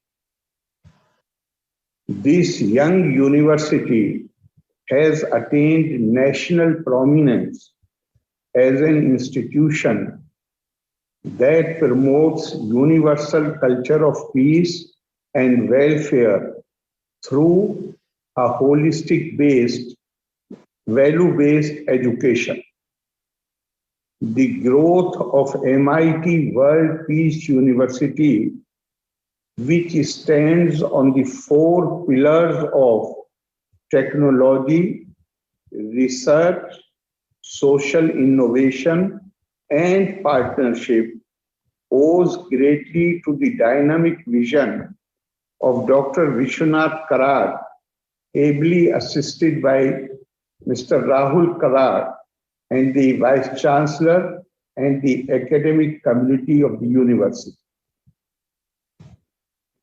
Today, MIT World Peace University is giving to the world another batch of scholarly and nationally conscientious batch of graduates ready to don their role as global citizens. It is the privilege of the convocation speaker to congratulate those who have secured degrees by dint of their hard work and disciplined efforts. My good wishes are with you, and I hope very much that the qualities of mind and character which have helped you in your university courses may continue to be with you in the larger life you are entering. I am happy to see that MIT World Peace University has taken positive steps to enhance the synergistic relationship between humanity and the environment. During the last 1 year, the world has been attuning itself to the new normal caused by the COVID-19 pandemic, which has disrupted every sector, including higher education. Needless to say, it has transformed the centuries-old chalk-talk teaching model of education to one driven by technology. I am glad that MIT World Peace University has been responding positively to this disruption in the delivery of education by ensuring inclusive e-learning solutions and by tackling the digital divide. As a pioneer in these efforts, it has been employing innovative learning management systems to engage teachers and students in academic and intellectual exchanges. This online convocation too is a fallout of this great creative disruption of the 21st century. I call it creative because this adversity has made mankind think of innovative and effective solutions to the problems we are facing. This ceremony also points to an innovative achievement with regard to the certificates. For the first time in India, the students of MIT World Peace University will receive blockchain-based degrees. As we all know, blockchain technology provides the highest security to avoid any kind of forgery. A convocation is a memorable occasion for everyone. Derived from the Latin convocare, it suggests the coming together of people for a religious or academic purpose. A convocation also unites people in a bond of joy and a sense of achievement. Being conducted online does not in any way dilute this joy and sense of fulfillment. Today we have with us students and faculty from different streams like engineering, management, education, liberal arts, science and commerce, pharmacy and government. Though every graduate passing out today deserves an equal share of appreciation, let me offer a special word of applause for the merit and rank holders.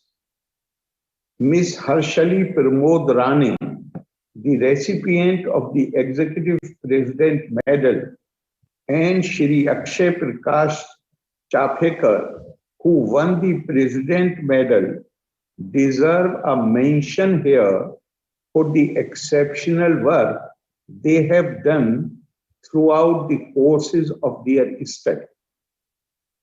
I also partake in the immense joy and pride of the parents who are here witnessing this solemn function, which opens a gate for their walk into the world of careers and life in general.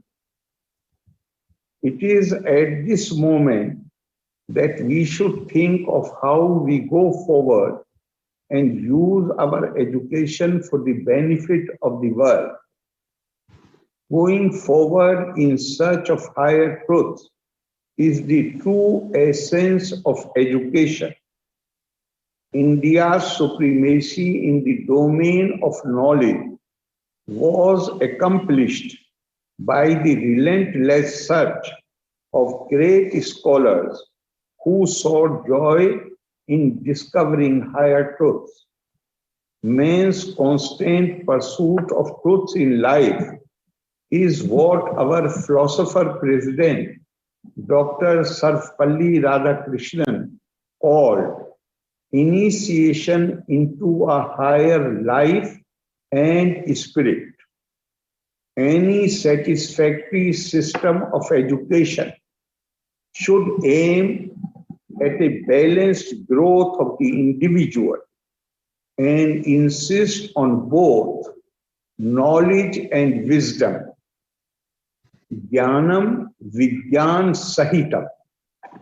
It should not only train the intellect, but bring grace into the heart of man, which flowers from wisdom. And wisdom is more easily gained through the study of literature, philosophy, and scriptures. They interpret the higher laws of the universe. If we do not have a general philosophy or attitude to life, our minds will be confused and we will suffer from greed, anxiety, and lack of courage. True human development lies in the deepening and strengthening of one's moral and spiritual awareness, for which one's knowledge has to ripen into wisdom. It is at this self-disciplined stage that one acquires what Vedanta terms as Shama Dhamma, or the discipline of the mind and discipline of the senses. The elevation of knowledge into wisdom reflects man's rise from bondage to freedom. In short, through education, one grows in alertness, self-confidence, and sense of individual worth and dignity, and wisdom makes him see in all others his own self and gives rise to the feelings of compassion and kindness. Attaining wisdom involves a struggle to change human nature, though through self-control and self-transcendence, that is Indriya Sanyam and Tyag.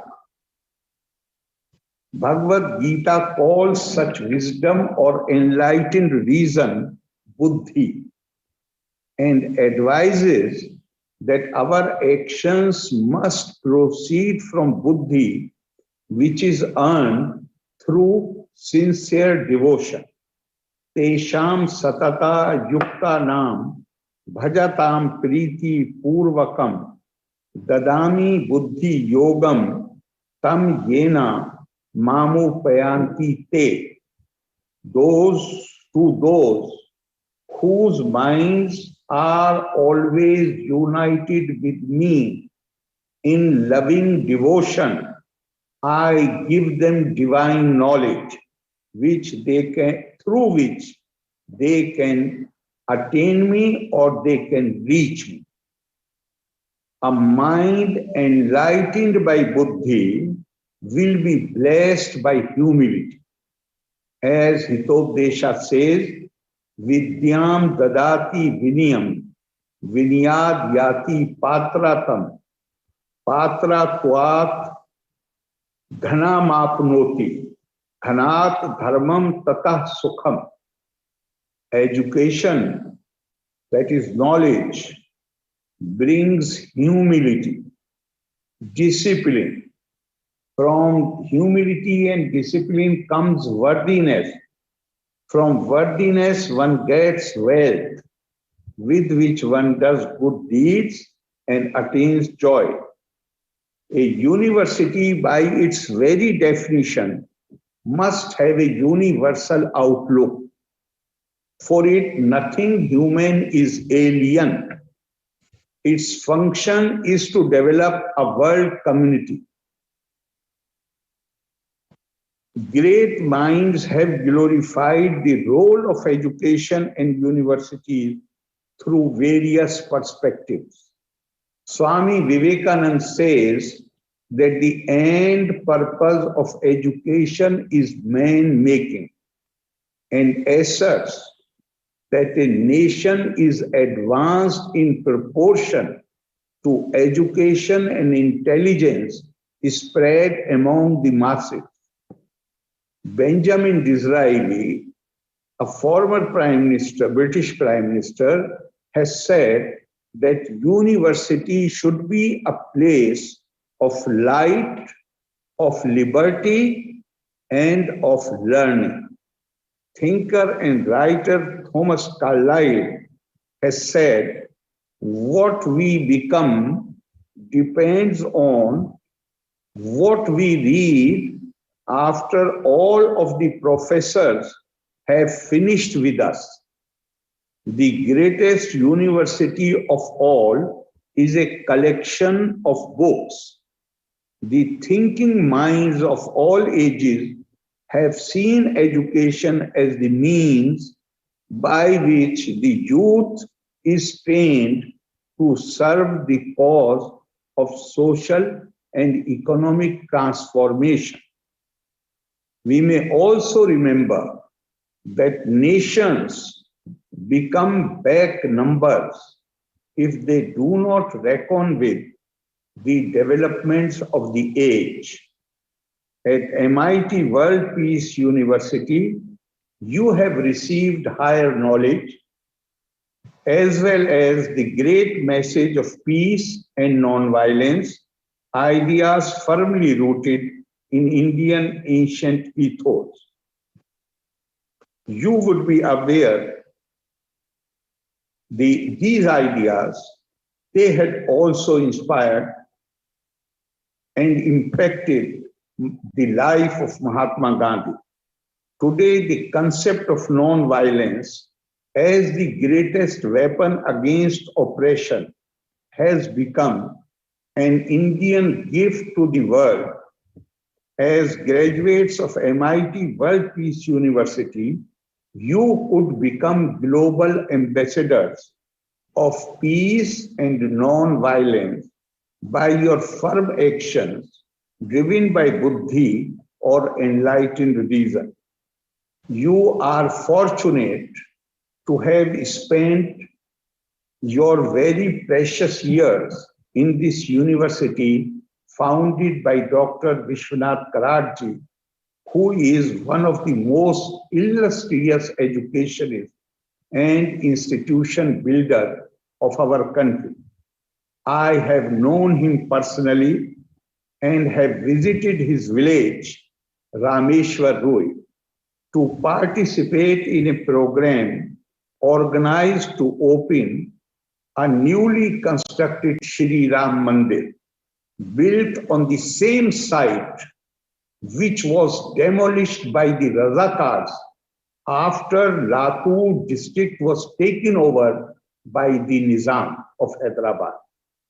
Later in 1948, a small mosque and a dargah of a Sufi Chishti in this village, they were also damaged when Hyderabad merged into India. Dr. Vishwanath Karad has rebuilt not only these demolished places of worship, but has also built a Buddhist vihar in his village. All I can say about him is that he is a living embodiment of the Rig Vedic proclamation, Ekam Sat Vipra Bahuda Vadanti. I feel that his life story is highly inspiring, and our young men and women who, after completing their term at the university, are stepping into Grihastha Ashram, have in him a brilliant example to guide them.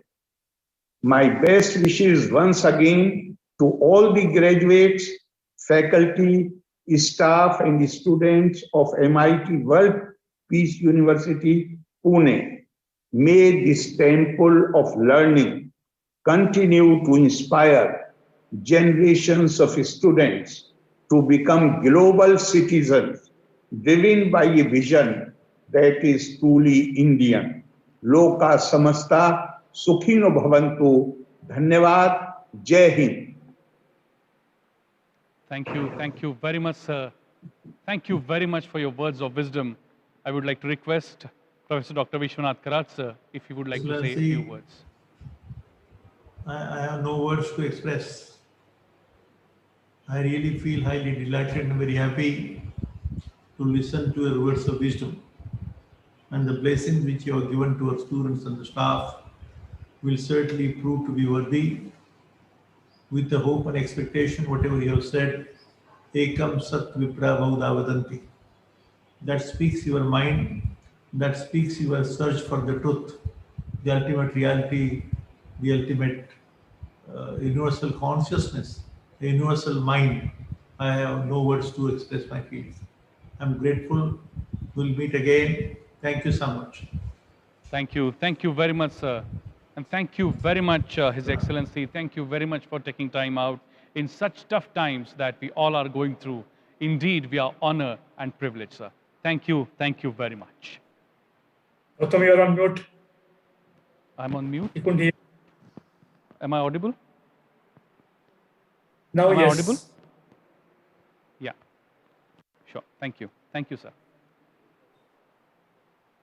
And now it's time when I invite the globally acclaimed business advisor, author, and speaker all the way from United States, the chief guest of honor of today's session, Professor Ram Charanji, to address the gathering. But before I do that, I would like to request my technical team to kindly relay a small film made on life and work of Professor Ram Charanji. Over to you, team. It's not easy. You will make mistakes. Your investors can question you. Those are the real things, but we need to make these things very specific. Your attitude. Ram Charan is a world-renowned business advisor, author, and speaker who has spent the past 35 years working with many top companies, CEOs, and board of directors. How the senior partners, senior people are interfacing. In his work with companies including GE, Meet Westvaco, Bank of America, DuPont, and Grupo RBS, he is known for cutting through the complexity of running a business in today's fast-changing environment to uncover the core business problem. His real-world solutions, shared with millions through his books and articles in top business publications, have been praised for being practical, relevant, and highly actionable. He earned MBA and doctorate degrees from Harvard Business School, where he graduated with high distinction and was a Baker Scholar. I'm selling skills, not MBA degree. Then served on the faculties of Harvard Business School and Northwestern University before pursuing consulting full-time. And evaluate where your board is and where your board needs to be. We are honored to welcome Mr. Ram Charan to MIT WPU. It is our honor and privilege, sir. And thank you very much for taking time out and joining us all the way from United States. Over to you, sir. Thank you.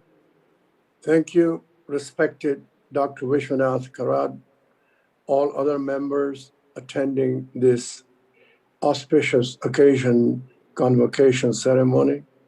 I'm very honored to be a participant in it. I have 4 items for everyone, for the graduating students with great record to consider.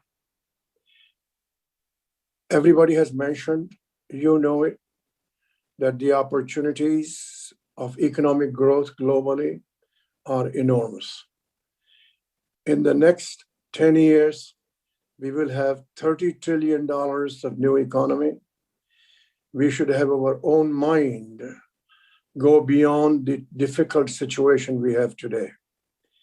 Our leaders and us will solve the COVID problem. It will be solved. Beyond that, we're entering a new world. So the point number 1, I like each of us, as I was very lucky in my early days, somebody suggesting, double your capacity every 3 years. My father used to tell me, if you learn, if you apply your learning, it is yours. Nobody can take it from you. I come from a shoe shop, and today I'm allowed to do the work with lots of CEOs, companies across the globe. What's the secret that helped me? And that is double your capacity every 3 years. Build your mind, learn your knowledge. You are entering a new area of learning. I learned as a student, I learned as a teacher, but I learned more in the real world where things are unstructured, where information from people is hidden. So here is my first point: your daily discipline, your daily routine, your daily athletic routine of mind. Are you practicing new learnings, new ways of doing things, new ways to working with people? Item number 2, here we learn individually in the university. We learned structured courses. We mastered our learning.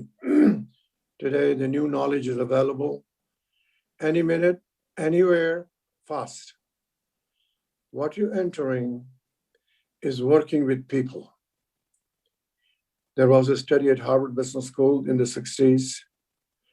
The study was to study who were the top 5% of the class and how they were doing. And another sample of people who were in the middle of the class, in the grades, how were they doing? The middle were doing much better than the high distinction people. Reason, single reason: working with people. You can be an individual, working with people, helping people become better, listening to them, seeing their strengths, making them successful will make you successful. So this is an era we don't have much in the university. This is where if you work with people, your attitude, your listening to helping them grow, they will help you grow. One day I got a call from a producer, if you recall, Apollo 13. He's the producer of Apollo 13. I went to see him and I said, Brian, I know nothing about movie making. Why did you invite me?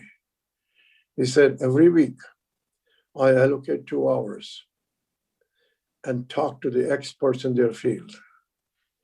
I've been doing it for 30 years. Search sources of learning from people. The knowledge you get today is available on Google, on websites, but you don't have that you can get from working from people. So here, I want to tell you, describe to you something happened to me. I was teaching at Harvard Business School. It occurred to me one day that my students, some of them, have very fast track and became CEOs of large companies. So as a student, as a teacher, I called a few of them on the phone and I said, I'd like to come and visit with you. Well, when it comes to an instructor, a student can be very big people.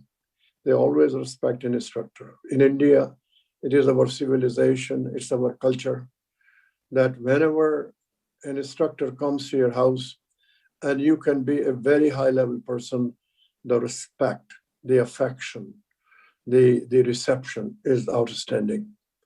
So one of the students said, Professor, his name is Joe, please come, I'll send you the plane, stay at the house, have wonderful dinner, meet my wife, and anything I can do for you, I will do that.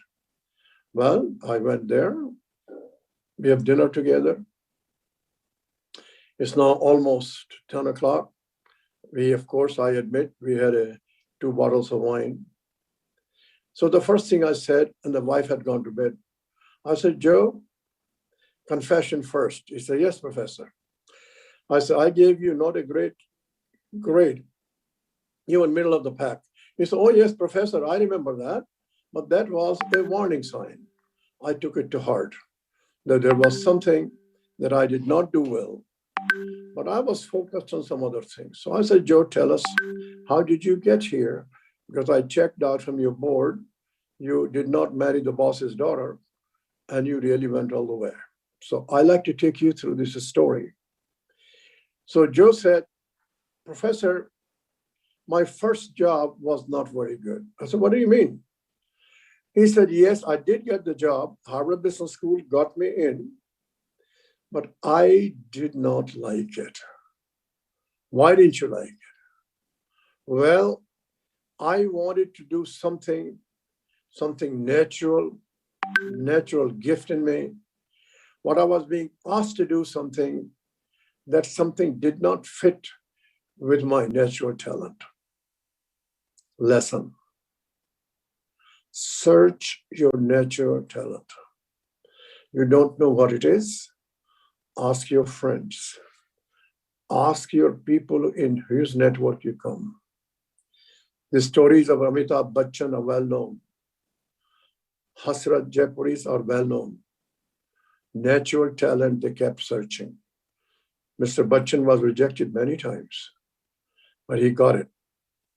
So the first part, he said, I became honest with myself. I took pay cuts, went to another place, figured out that I can do what I think I'm good at, and work at it and develop it. So he said, that was the first thing I did. Lesson. Same thing happened to me. Know what your God's gift is. You want to learn that? Examine some of the most successful artists, singers, movie makers. If you see in the movie Dhoni's father wanted him to go to Tata's. He resigned, but he came back with his natural skills, natural temperament. Discover this and then try to find where you can nurture it. You will, because the opportunities are there, but you got to be persistent. Item number 2. I said, Joe, how you got there? He said, at the school, I learned a lot of great techniques, a lot of concepts. I can do that. What I didn't learn, how to make people better, how to learn from them. And the most important thing I did not learn, how to get things done. He said, very first job, when I got into the right pew, I made up my mind, my brilliance is less valuable. My new brilliance is working with people, help them succeed. Anything I do, I will get it done. In my work of almost 50 years across the globe, Brazil, China, Japan, United States, Australia, UK. It is a universal trait of happiness, get things done. Don't have to crow about it. People are going to see you from a distance, internally, externally. So he says, that was my number 2. It was tough because we never learned how to work with people who are not as bright as we were. We carried on our sleeves that I am a Baker Scholar. Nobody cares about you're a Baker Scholar. They do care how you help others, how you take accountability, how you get things done. It is more demanding than some of the things we do in the school and get a very high grade. Item number 3, he said, I realized earlier, and that's why he complimented me in my class. He said, you walked in the class the first day and you asked the class, 80 people in the class, who read Wall Street Journal this morning? 10 hands went up. Say, what's one thing you picked? So one of them said that. So I said, I'm going to have a special prize at the end of the session. Who brings the best insight on reading the external events? We will spend 5 minutes on every class on that. Well, what happened, which I did not anticipate? The students began to compete among themselves. Who will bring the best insights to what's happening on the outside? If you do that as a discipline, I urge you to create a network of people whom you talk to regularly, who will look at the outside change as an insight that will double, triple your capacity. That's number 3. It's not one of those things you cannot do. Item number 4, and that's the last one I will mention to you. And that is, he said, Professor, every January I go to the club, take my yellow pad, sit down for a day, and I will try to outline myself what 1 or 2 decisions I make now, I will stop making them starting July 1. I do the same thing in July 1 to the next January. And I made a rule that I will always hire people, work people who are better than I am. Better does not mean better IQ. Better mean getting things done. Better mean finding opportunities better than I can. Better means getting the right people in the right place better than I can. Better means they teach me how to take risks better than I can, but not that intellectually they are any better. That could be. There are many that I will encounter who are lower in the intellectual capacity, but that's life. You work with the people and you make them successful. So I say, yeah, okay. So you do in January, you do in February, in July. You say, yeah, but I'm hiring people better than I am. So in the 6-month period, I delegate that decision to the people, prepare them, coach them, and then they take over from me, and I go to figure out something more. So I kind of hesitate a little bit. By this time, Joe has the courage to tell me, and he says, Professor, you don't get it. I said, no, Joe, I didn't get it. He said, Professor, this way I manufacture time. Let me repeat. This way I manufacture time. Time is constant to all of us. I take things off my plate. It gives me time to think, to look at the broader world, the global world, learn new things, experiment new things. So, ladies and gentlemen, you make the future. You're endowed. You work hard. You learn things, how to learn. Learning in real life is different from learning in the school. So here, I've been a great student of the founder of Apple, Steve Jobs. And he had this thing, the called rule of 3. Every time you do something, every day you dream of something doing. You think 3 most important things and practice that. Focus on 3 items, regularly practice, double your capacity every 3 years, get things done. I'm very honored to be here. I wish you the very best. Just remember, you make your path. You are a servant. I am a servant of India. we can take India to new heights. Thank you.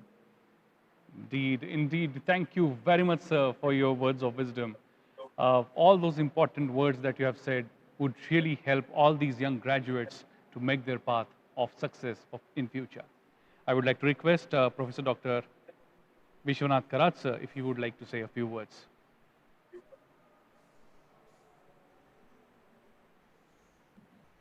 Friends,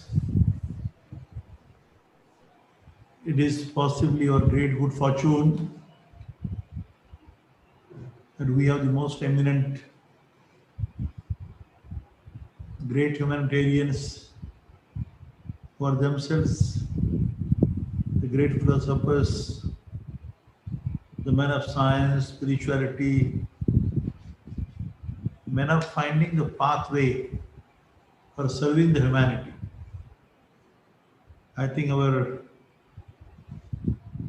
the chief guest of today's function, Honorable Governor Kerala, a great thinker, philosopher, a scholar, a leader, Dr. Arif Muhammad Khan Sahab, and particularly I would like to make a mention about Sri Ramcharan Sahab,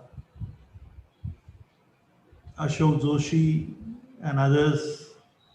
We have spoken a very unique words of wisdom and shown you the pathway. I can only say that this was a very good fortunate day for us, that you could listen to the words of wisdom spoken by these great men, and especially the two words which were spoken by Honorable Governor Arif Muhammad Khan Sahab, who said in one sentence, Ekam Sat Vipra Bahuda Vadanti. ज्ञान की भाषा ये भारतीय संस्कृति की भाषा है. And the other important word which I can't forget, that when Ramcharanji said that I am the servant of India, Mother India, I am reminded of the word spoken by our first Prime Minister, Pandit Jawaharlal Nehru Sahab, on 15th of August 1947, when he had said that he is the first servant of India, Mother India. Very few words addressed by these great men, along with my own roommate, classmate, a colleague of mine, Mr. Ashok Joshi, who also gave very wonderful advice to all those who are passing out from this MIT World Peace University, the second batch, and a unique event like a convocation ceremony when you are leaving these portals of this institution, which has been highly committed for promoting this holistic peace-loving society, with some unique mission which you are the witness, friends, but especially I'm making a mention because of these great men of today, Honorable His Excellency Dr. Arif Muhammad Khan Sahab, and a very great guru of the entire world, the global leader, Ramcharan Sahab. Whatever words they have spoken to you, friends, along with other eminent guests, will certainly help you in your lifetime. And you will certainly help you to make you someone totally different. And particularly on this present background of the horrifying situation what you observe because of this new horrifying virus. The world has seen horrifying things in the past. but especially on this background, when we see this most horrifying, deadly situation, and the entire world, including China, Russia, America, France, Britain, every nation that you talk about, or all the great powerful nations which you call them at the Security Council members of the world, they're all scared at the present moment. And this is because of this creation. President sir, we are expecting the students are very curious to listen to you during your presidential address at the end. After there are two more guests they are going to speak. So you expressed your gratitude for His Excellency and Ramcharan Sahab. We really appreciate today this time. I got your indication and suggestion. Okay, sir. I can only say, friends, only convey my regards to your parents, the mother and the father and the family members. And please do your duty. Duty towards your father, mother, the family, the society, the nation, and the whole world. And that's what MIT World Peace University stands for. I think it's a good thing that I was not aware there are two more guests again to speak. But I think I'm really grateful and I feel very happy that today you had the very wonderful men who have blessed you on this occasion of the convocation ceremony, the second convocation ceremony of this MIT World Peace University. Best of luck, you friends. Thank you, and I'm grateful to Ramcharan Sahab and our Honorable His Excellency Governor Ravin Sanghvi. Thank you so much. Thank you very much, sir. Thank you, sir.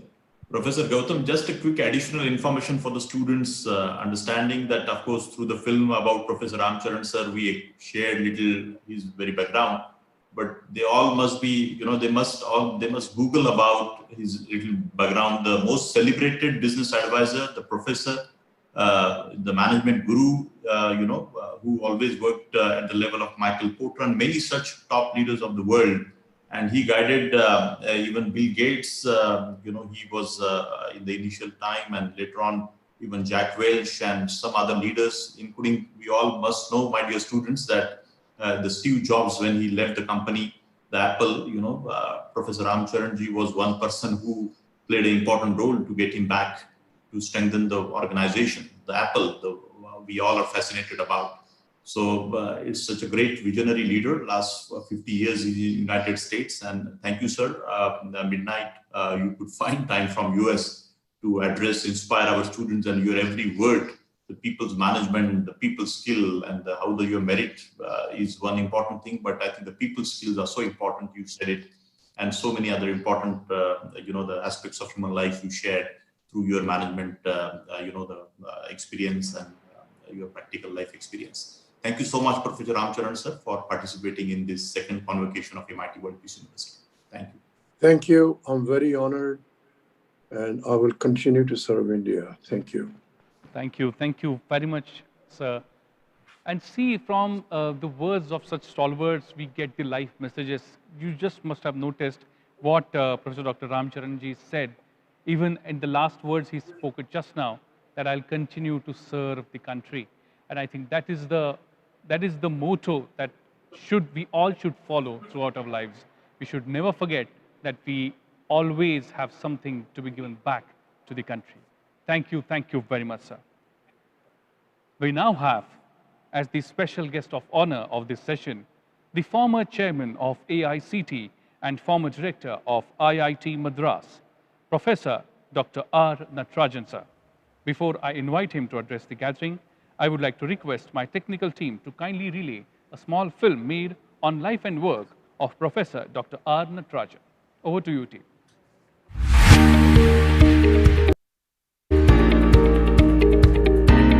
Professor R. Natarajan served as the director of the Indian Institute of Technology, Madras from 1995 to 2001 and as the chairman of the All India Council for Technical Education, a statutory body of the Government of India from 2001 to 2004.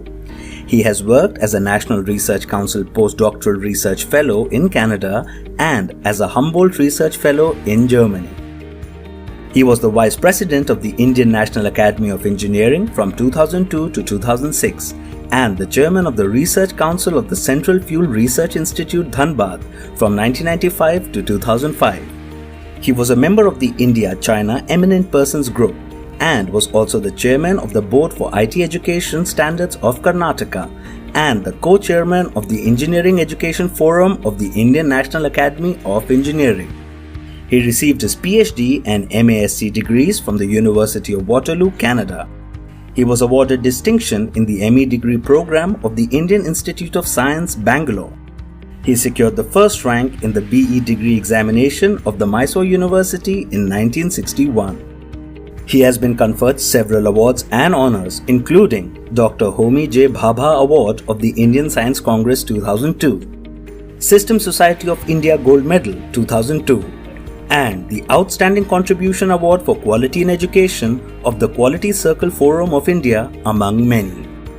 We are honored today to welcome Professor R. Natarajan to MIT World Peace University. Indeed, it is our honor and privilege, sir. Thank you very much for joining us today. We all are keen to hear your words of wisdom. Over to you, sir. Thank you very much. Distinguished Chief Guest of Honor, my fellow Guest of Honor, the driving forces of this university, Dr. Vishwanath Karad and Rahul Karad, VC Dr. N.T. Rao, the graduates, distinguished guests and faculty, staff and students of the university. A convocation is a day of celebration for students for whom the award of the degree represents certification of competence and a passport to advanced education, gainful employment, livelihood, and prosperity. Faculty for whom it is the culmination of their teaching efforts, management for whom it is the accomplishment of their mission to provide quality education, and parents for whom it is a return on their investment. It is also, we must remember, a day of thanksgiving for students, faculty, management, and parents to thank each other for obvious reasons. You graduates, you are all fortunate to have had the opportunity to study in this university, whose vision is to be a leading university of excellence, promoting the culture of peace through value-based universal education system with a firm belief that union of science and religion and spirituality alone will bring peace to mankind.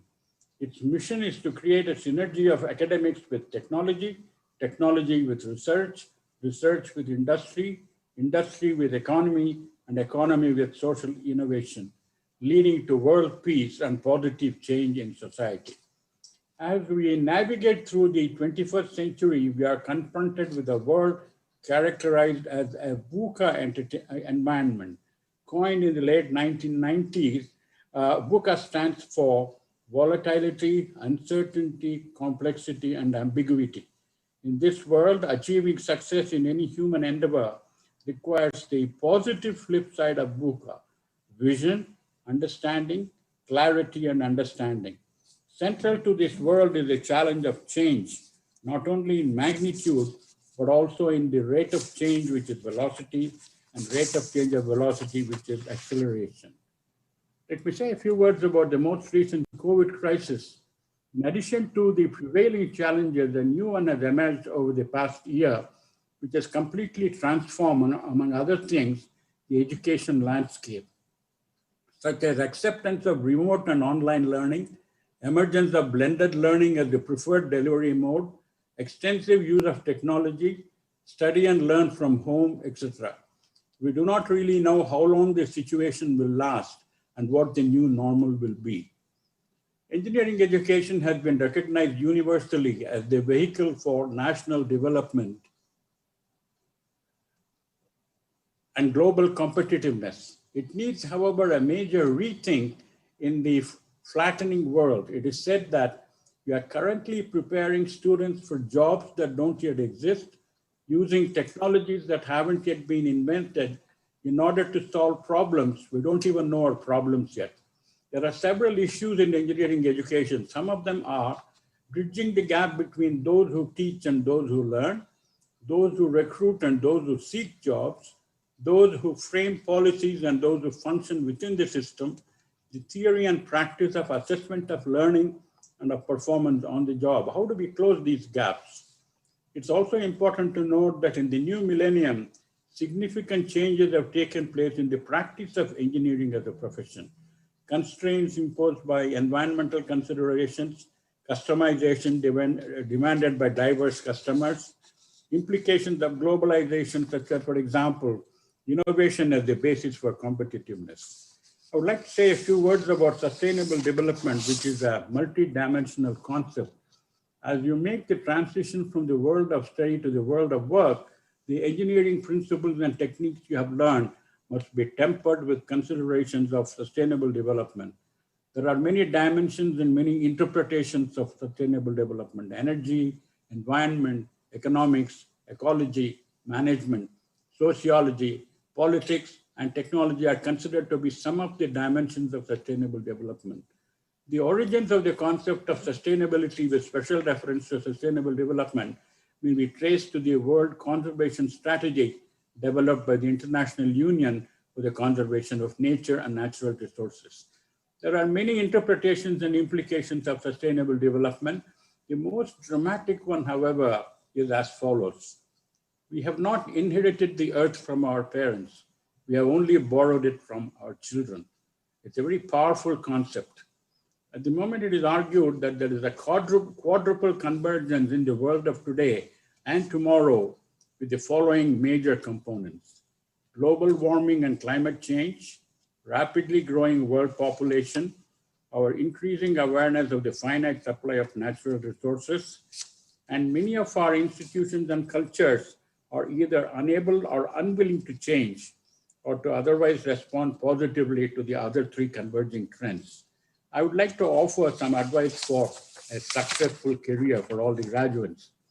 Develop skills, develop initiative and confidence, network, invest in your family, learn to work with others, be honest, never bluff, be realistic in your expectations, master new skills. In conclusion, I would like to say that all in all, we are confronted with a host of emerging challenges and opportunities for dealing with which we need to re-engineer our technical education system, such as, for example, promoting interactive, collaborative, and active learning. The future holds for you an exciting and challenging array of problems and prospects, and I take this opportunity to wish all the graduates both success and happiness in your personal and professional lives. Thank you. Thank you, sir. Thank you very much for your words of wisdom. I would like to request Shri Rahul V. Karatse if he would like to say a few words. Natarajan sir, thank you so much for participating in this second convocation. And we remember you visited our campus. Country knows your contribution, but there was little honor by our organization at MIT World Peace University campus under the banner of National Teachers Congress.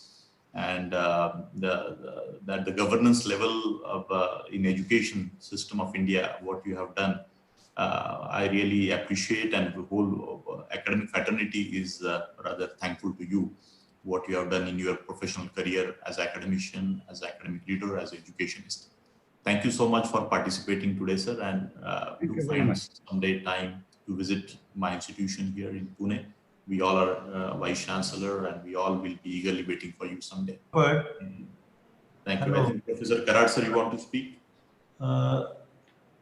Natarajan Sahab, do you remember possibly you were a professor at IIT Madras when you were teaching thermodynamics? And I had come to attend that winter school when you were my teacher. You were a teacher that time. Thereafter, of course, you became so many positions you acquired. But I can only say that on this occasion, I'm showing you some small booklet. Bapat, please see that you send these books to all these great people. Ramcharan Sahab knows it. Maybe Hegde Sahab may know it. But Natarajan Sahab, especially, I'm tempted to see that sometime you please go through. I'll speak to you a little later again after this convocation is over. Thank you so much. Thank you. These are the 9 universal secrets which were revealed by Sant Jnaneshwara 730 years back. These are the universal principles, secrets, which have been spoken exactly by Albert Einstein and Dr. Penrose. The same words which he spoke that time 730 years back. That's my curiosity to understand. I'll be really grateful if we can share this discussion on this issue. Thank you so much. Thank you. Thank you very much. And as Dr. Vishwanath Karad sir mentioned, yes, sir, we will ensure that the literature reaches all these stalwarts. Thank you. Thank you very much. My friends, there were many stalwarts who were keen to attend this ceremony, but because of some technical glitch, they could not make it today. We have, as the chief guest of honor, Padma Vibhushan Dharmadhikari, Shri Kshetra Dharmshala and Chairman of Janata Shikshan Samiti Dharwad, the chief guest of honor of today's session, Dr. D. Virendra Hegdeji, who was all scheduled to be here today, but because of some technical difficulty, he could not make it. But we have received his address through a video. Before I request my technical team to relay the same, I would like to request my technical team to relay a small film made on life and work of Dr. D. Virendra Hegdeji. Over to you, team.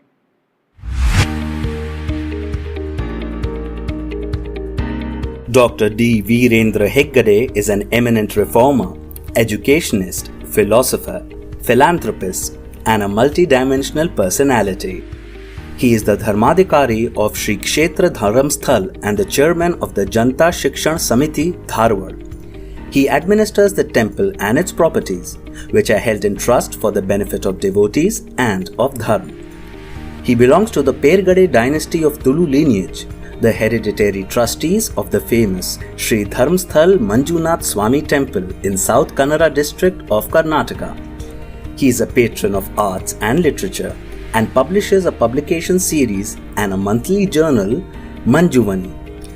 Manjusha, a museum established by him, displays rare collections of antiques and contemporary rare and valuable collections. A vintage car museum attached to this museum has vehicles from many nations. He has been promoting the importance of solar energy and has provided facilities to several villages. For his outstanding efforts towards social work and communal harmony, he has been awarded with the Padma Vibhushan in 2015 and Padma Bhushan in 2000 by the Government of India. We are honored to welcome Dr. D. Virendra Hegde to MIT World Peace University. Muhammad Khan, Honorable Governor of Kerala, Dr. Vishwanath Karad, Managing Trustee and Executive President of the MIT World Peace University, Dr. N.T. Rao, the Vice Chancellor of the University, and other distinguished guests. Over the years, Dr. Vishwanath Karad has set up unique standards for his university as well as the world of education. The World Peace Dome stands out as perhaps the only monument dedicated for wisdom and social transformation. His conceptualization of the idea of passing on age-old wisdom through this monument deserves highest accolades.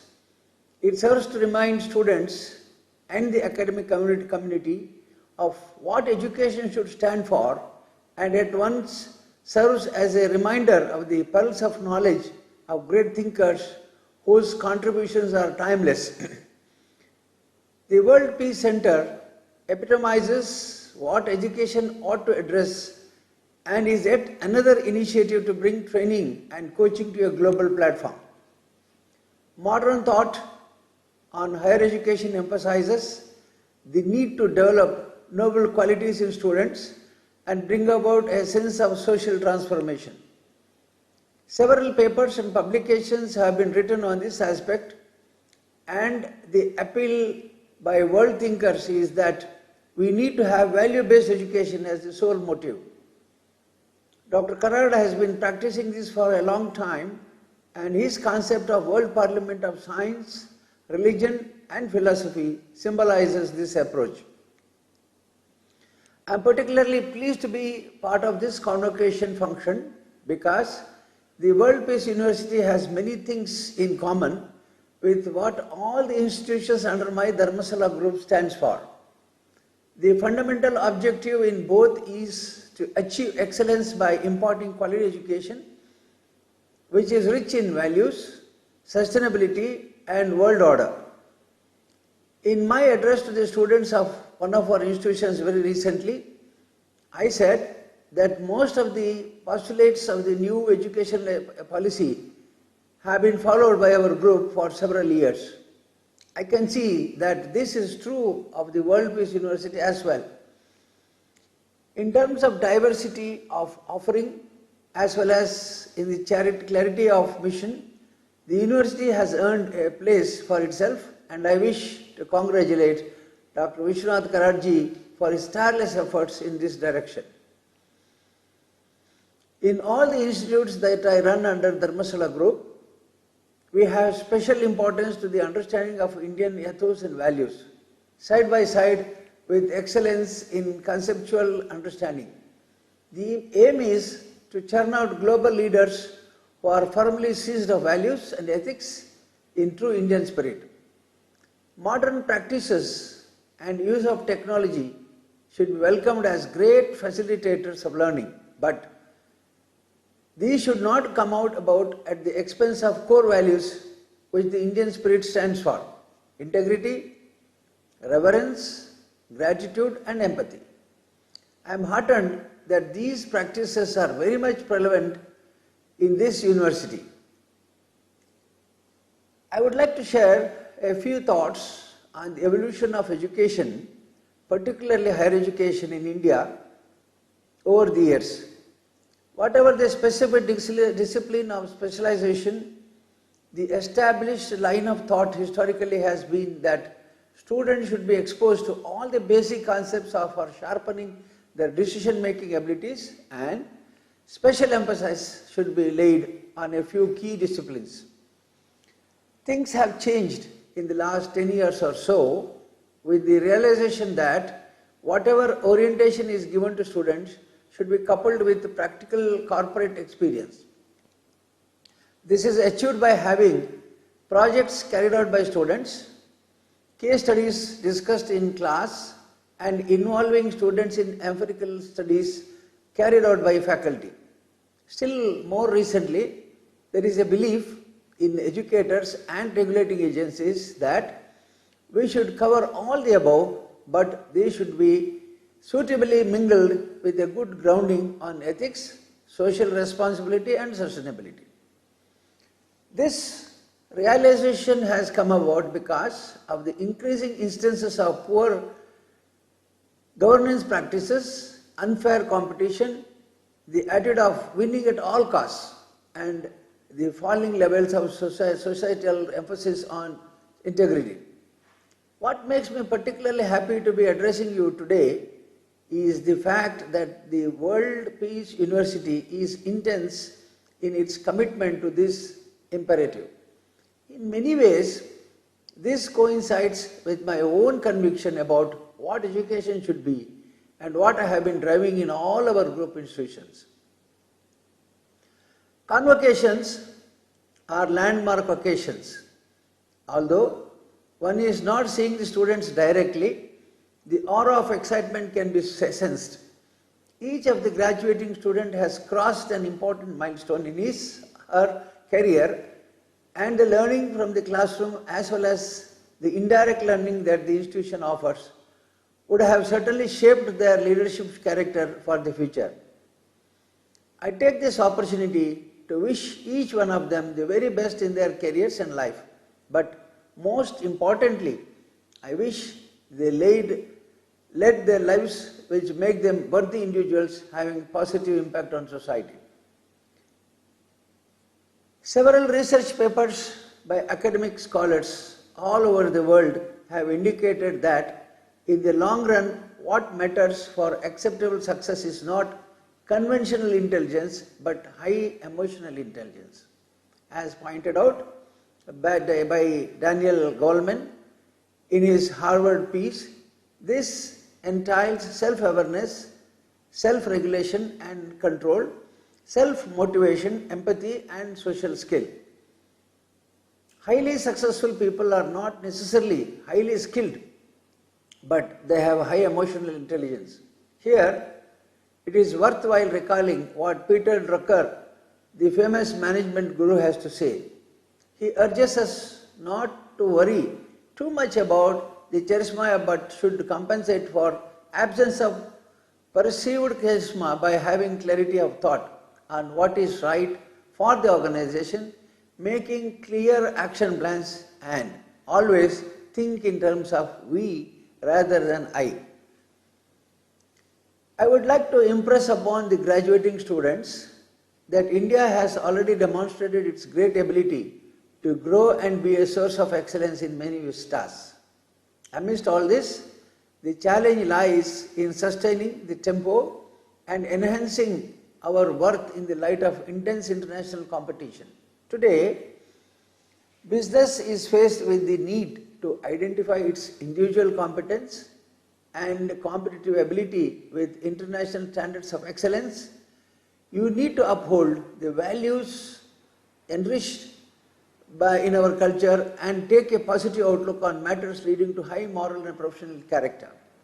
Your patriotism and contribution to the country's growth will eventually rid the country of unfairness. In India, diversity is our strength and our natural goodness is our asset. Be proud of it. Let me conclude by once again complimenting the university, Dr. Karad, and all the functionaries for the excellent work they are carrying out, and wish them a very best for continued excellence.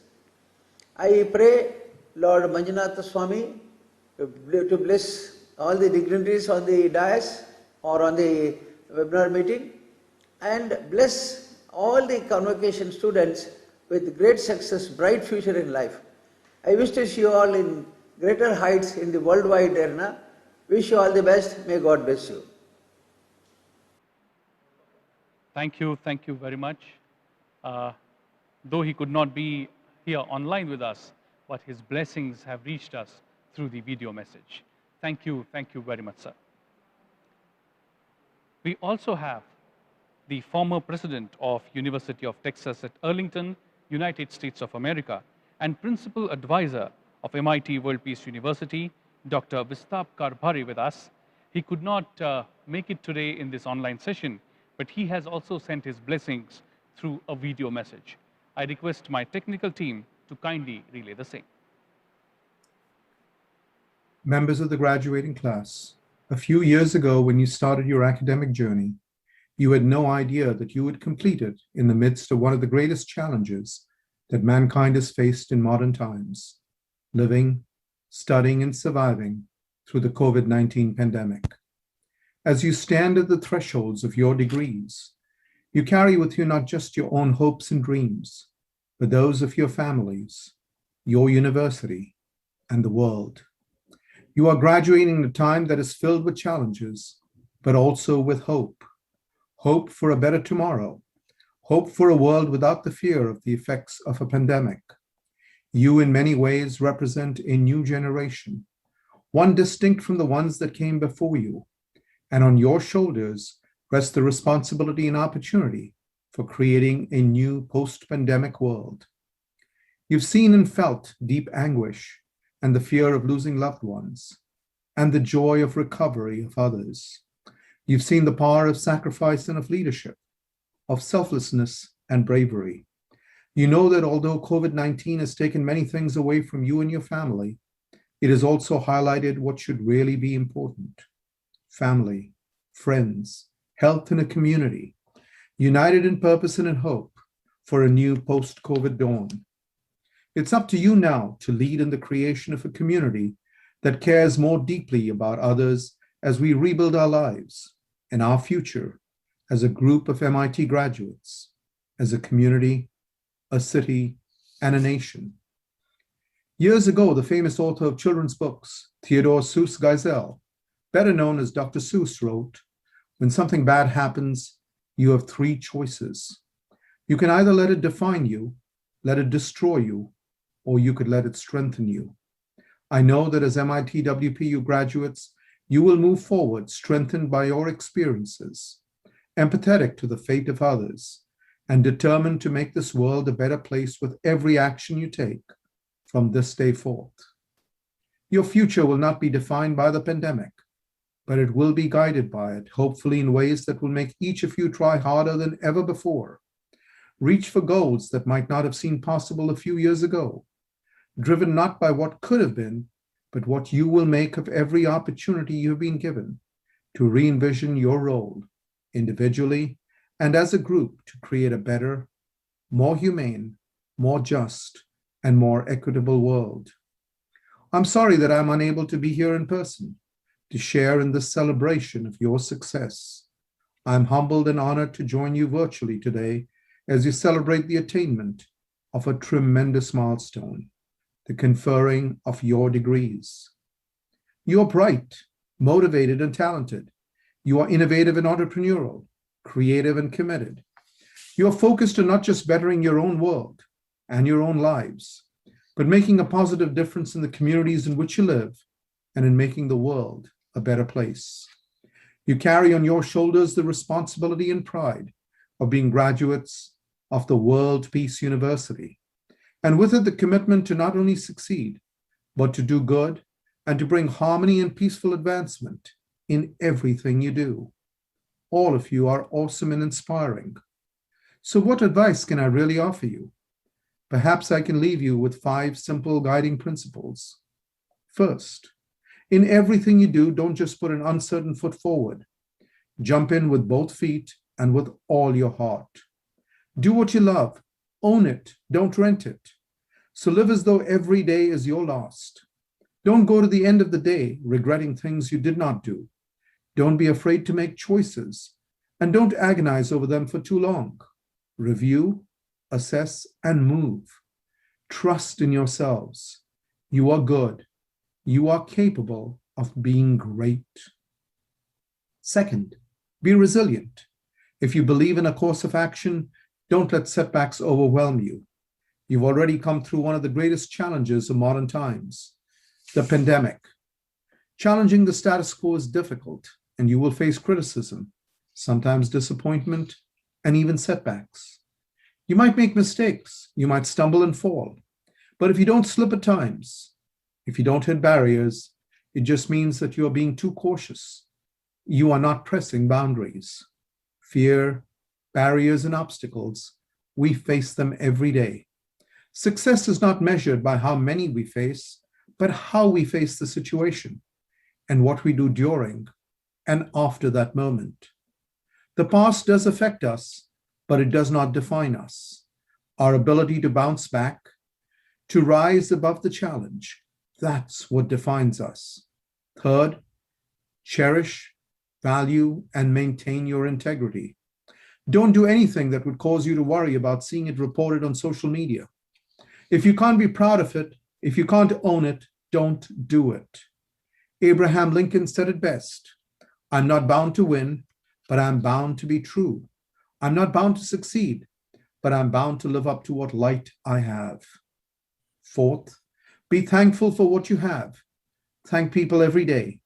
Thank them for the small and the everyday things they do for you and for the things they don't do. Often that's what makes your life easier. The world would be a much better place if we all express thanks to each other. The fifth and final guiding principle comes from one of my favorite authors, Richard Bach, who wrote, "When you have come to the edge of all light you have and step into the darkness of the unknown, believe that one of 2 things will happen to you.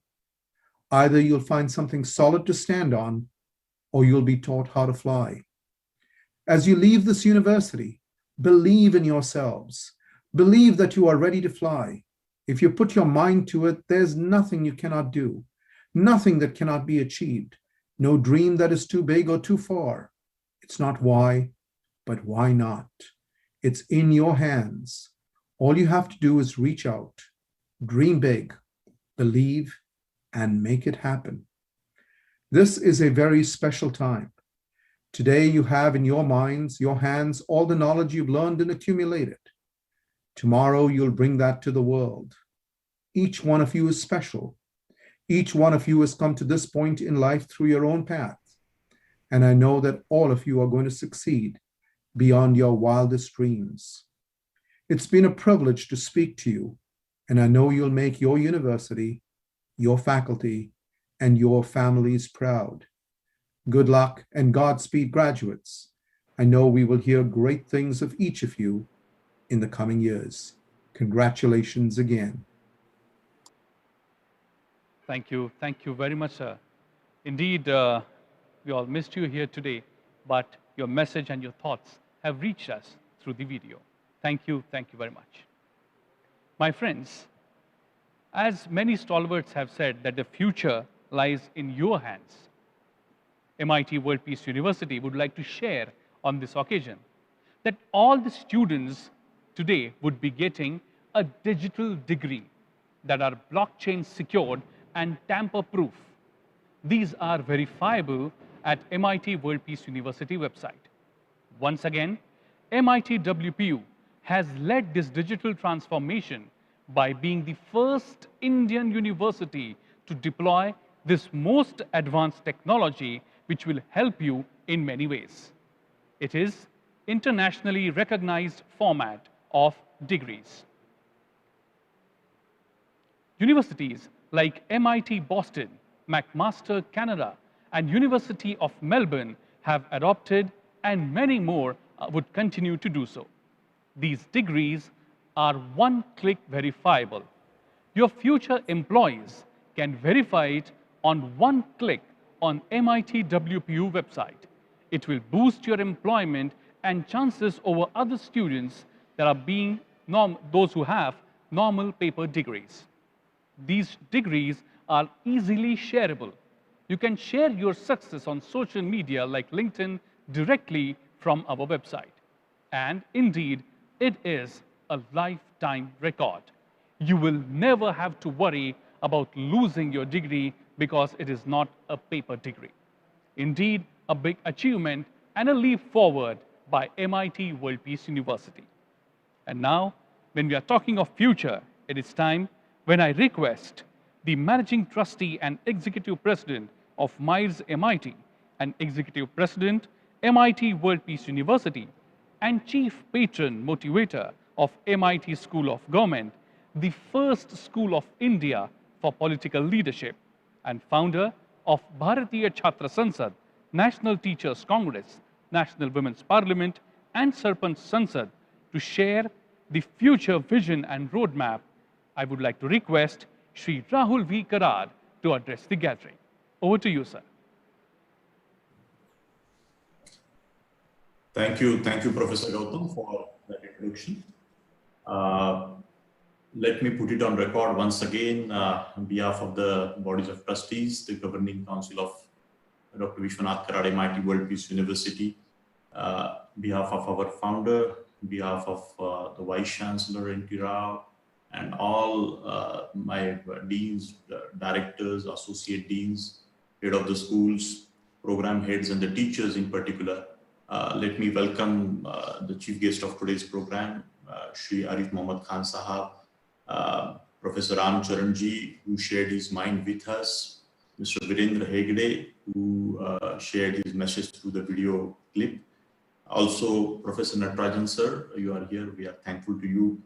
Dr. Dilip Chinoy, Secretary General for FICCI, and Dr. Ashok Joshi, an innovator and a scientist and a researcher, who is our well-wisher, Professor Visrat Karbari, our principal advisor, as well as the former president of Texas University at Arlington, and all other respected members, and last but not least, my dear student leaders, who are passing out, all the graduates. Compliments to each one of you from my bottom of heart, the Faculty of Management, Faculty of Engineering, Faculty of Liberal Arts, Commerce, Science, Faculty of Pharmacy, Faculty of Education, Faculty of Government, all the students, each one of you, and all those merit holders in particular. Let me compliment from my bottom of heart for your achievement. So I'm just going to express maybe in next 5-10 minutes my little feelings for all of you. My dear students, we had been planning to organize this convocation physically at the World Peace Dome, I must say. But as you all know, the corona pandemic has almost turned the world upside down. There have been disruptions and all planned activities have gone awry. It is lamentable that we could not meet personally on this important occasion. Anyway, graduation is more than just walking across the stage to collect a degree. Though it marks the beginning of the next phase of your life, which is something worth celebrating. And with that purpose, we thought of organizing this ceremony through this online medium so graciously. I feel very happy for all of those students who are graduating today. I share your joys. Today is a great day. This is but one milestone in the long journey of your lives. Today, you have completed building major foundation block, which will assist you and guide you in your life for all future ventures.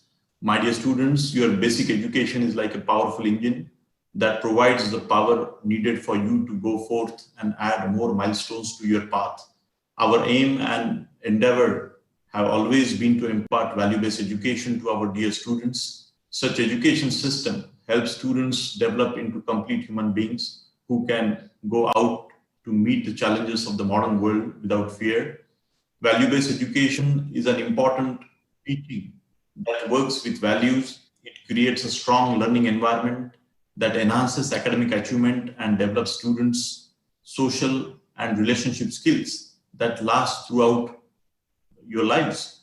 Such an education system produces students who are balanced and have a strong character and values. A strong character virtue that will be a tremendous help to you in winning battle in life ahead.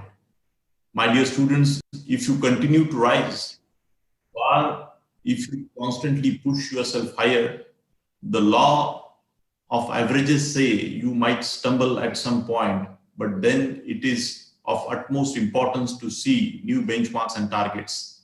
That's okay. That is not a failure. Take it as a new lesson, a unique experience, a steps to success, or consider that as a life trying to redirect you to another more worthwhile destination. Remember, my dear students, life's battles do not always go to the man who is strong or fast or the most intelligent. Sooner or later, the man who wins is the man who thinks he can. There will be many missions where qualities required of you will be mental strength, resilience, and perseverance. I feel this is very, very important, my dear students. People who rise to meet the challenges win the day. Remain true to yourself and everything will be fine if you adhere to follow these few lines what I'm just going to share. Be prepared to come out of your comfort zone, my dear friends. Dream real big, so big that you feel embarrassed telling someone you dream. Be focused, work hard, never listen to naysayers, accept mistakes. Everyone makes mistakes. The only people who do not make mistakes are the ones who do not try out anything. And yet, that is the biggest mistake they make, I feel. Grasp the present, live it fully, never quit. Quitters never win and winners never quit. Swami Vivekananda said, arise, awake and stop not till the goal is reached. There are ups and downs in one's life, but real champion is the one who bounces back always. Finish what you start. If you feel like leaving it halfway, ask yourself why you have started it in the first place. Do not limit yourself. Explore new possibilities. Here, I just want to make a mention about the vision of our beloved founder, the World Peace Dome mission. It is a very important mission, my dear friends. You all should understand. And this is, we tried last, you have complete your degree program. And this, for that, the Rural Immersion Program, the Peace Initiatives, and so many other initiatives, what you have learned through this journey of your education. The foundation is our founder who laid a great foundation, and the World Peace Dome is a culmination of whole life, what he's been thinking, and it is a great laboratory for the world peace and a great learning for all of us, my dear friends, and the generations to come. You know, there are 54 statues, as we all know, who are the philosophers, scientists, saints, and the founders of all the religions who laid the foundation for the humanity. And this concept, he thought of it last 15 years before that these messengers who laid the foundation for humanity, how to live and how not to live. If we can create such laboratory, tomorrow we can create the great graduates, complete graduates who can really do wonders in the society, in the corporate world or any world tomorrow you are going to go, my dear friends. You will be completely a different person. Definitely now some of you have experienced the very glimpses of this dome, and through our academic process, we have experienced that. But I think the next batches also will be lucky enough to really learn and understand much better through this exercise of World Peace Dome and the biggest laboratory of the world peace, I must say. So thank you so much, our beloved founder. We are thankful to you for the great vision what you have given, the only such unique vision for this institution. And all my dear students, you should carry this in your DNA, that why this World Peace University. You know, every university worldwide, if you go and see, you will find it is a very, very rare vision which talks about unification of science and spirituality. Here, there are a few things I want to share my students, that when you leave your alma mater, you will be our ambassadors. People will judge you by knowing you. So chart your path, excel wherever you go in India or abroad, and stay connected with us. You, the graduating class of 2021, do not really need someone to paint a picture of the troubled times of the earth. The COVID-19 crisis we confront today is not localized experience, but truly global and unprecedented one.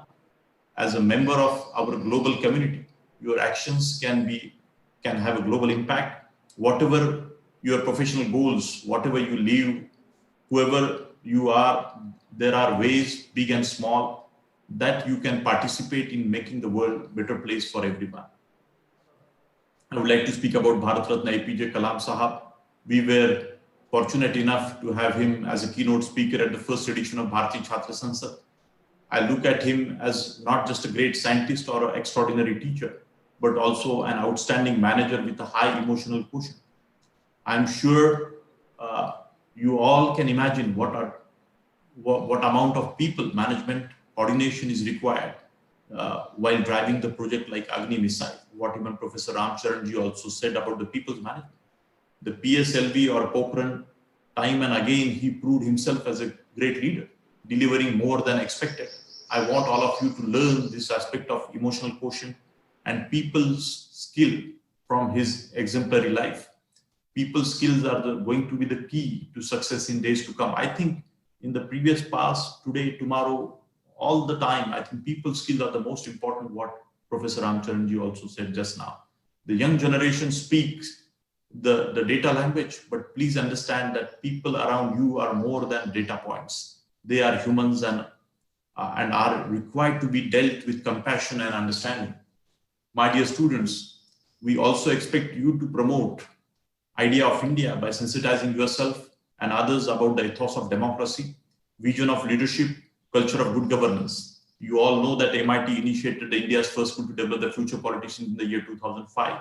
People laughed on us, how can there be a school which can educate the youngsters to get into public life? But there are over 400 students are passed out. 6 MLAs are produced through these schools, and many such office bearers working the most qualified people in the political arena of India.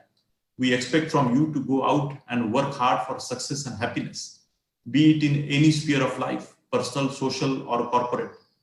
And as a flag bearer of MIT World Peace University in the outside world, keep that flag flying high with your knowledge, values, and vision. When a few years from now, you come back to your alma mater as a successful and happy person, you will marvel at the little experiences, learnings, interactions you had here that helped in making you what you are, a complete global citizen.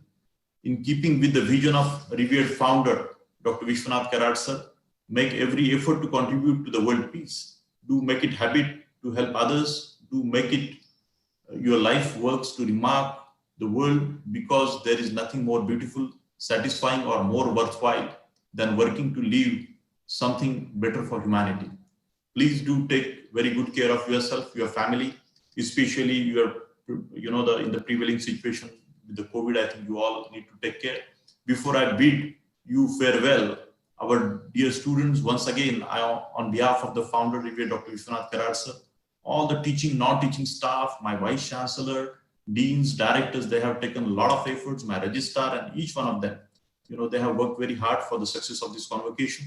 Once again, we congratulate you and wish you a success in the journey of life. I want to leave you with the last word of Ratan Tata. View this movement as moving from a protected environment to an environment where you have to learn and listen, because of your whole world is going to be a learning and listening. Your success is going to be your humility. Thank you so much, my dear friends. Jai Hind, Jai Bharat. Please stay safe and be in touch with your alma mater. We all will miss you forever, and we hope tomorrow you grow, build up your career, and keep coming regularly to this your own alma mater, MIT World Peace University. Thank you so much. Love you all. Jai Hind, Jai Bharat. Thank you very much, sir. And as you rightly said, that keep coming back. We all are going to stay together for lifetime, and you all are beloved students of MIT World Peace University forever. With this, we are coming towards the end of this second convocation ceremony of MIT World Peace University. To propose vote of thanks, I would now like to request the Registrar of MIT World Peace University, Dr. Prashant I. Dave, sir. Over to you, sir.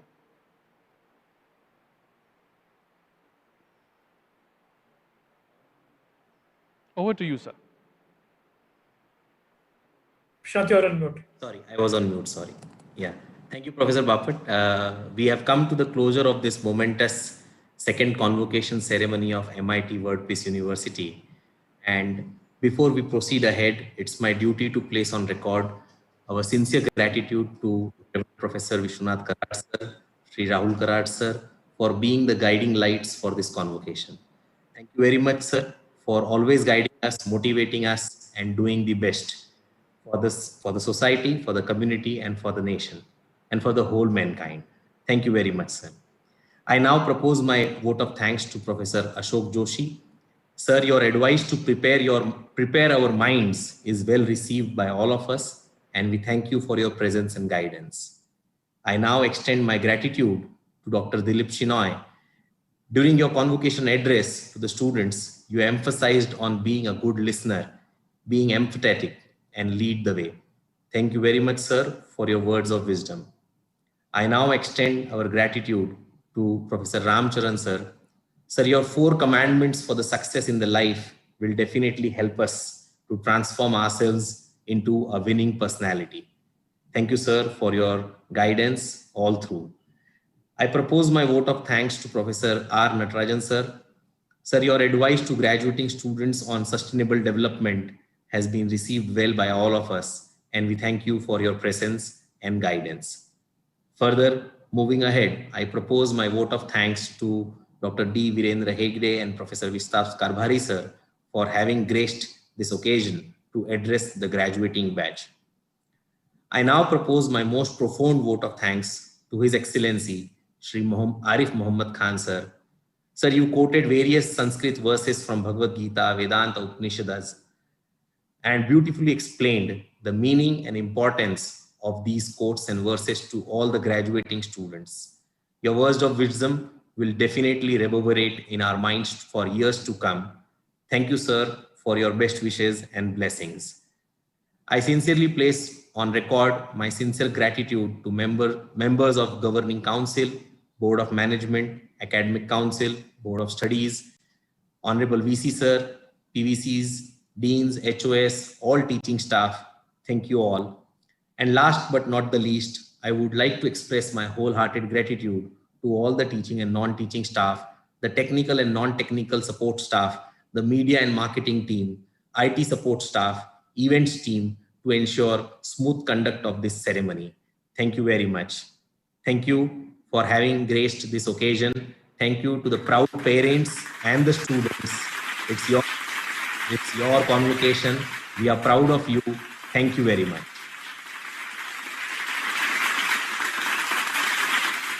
Thank you very much, sir.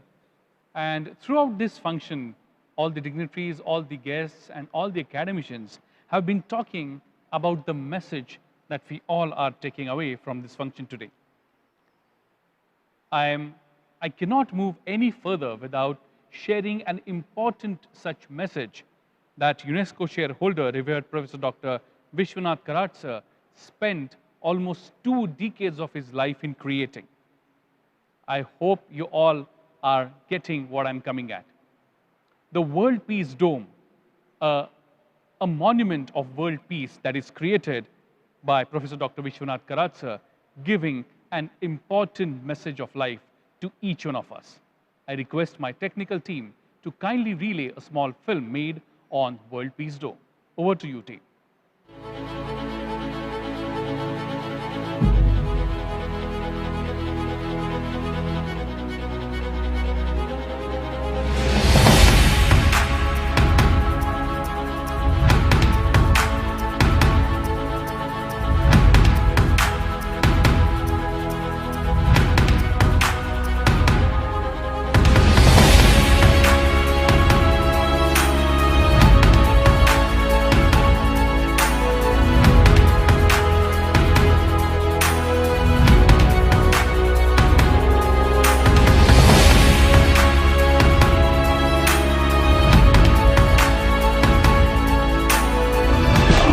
इक्कीसवीं शताब्दी में मेरी भारत माता विश्व गुरु बनने की काबिलियत रखता है. इट विल बिकम अ विश्व गुरु इन द 21st सेंचुरी. उसका छोटा सा उदाहरण, छोटा सा सिंबल यहाँ बन गया है, ऐसा मेरा मानना है. This country has always propagated one thought, Vasudhaiva Kutumbakam, my dear friends. I must say that in the entire history after the independence since 1947, this is one of the unique steps towards the contribution of universal humanity.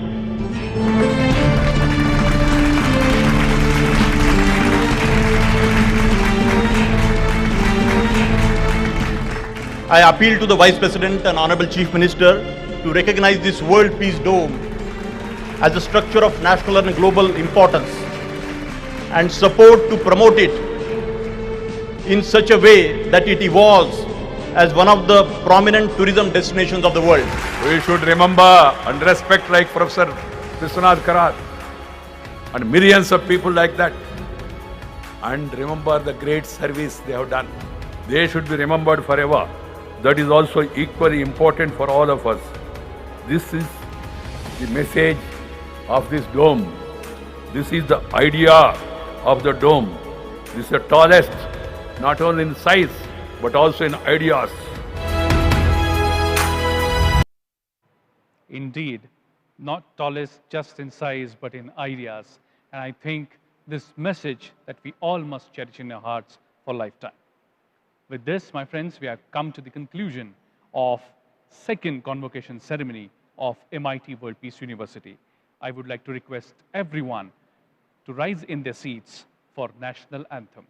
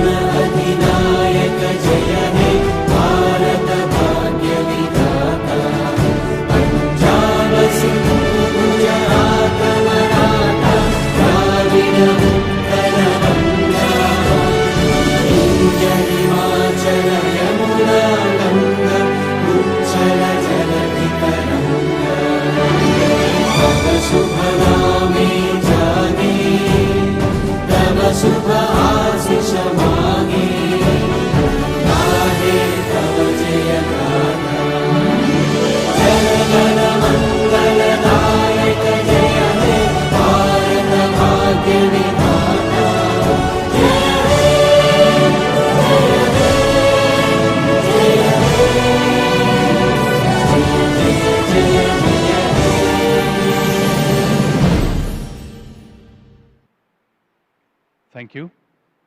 I now request Registrar of MIT World Peace University, Dr. Prashant I. Dave, to formally conclude the ceremony.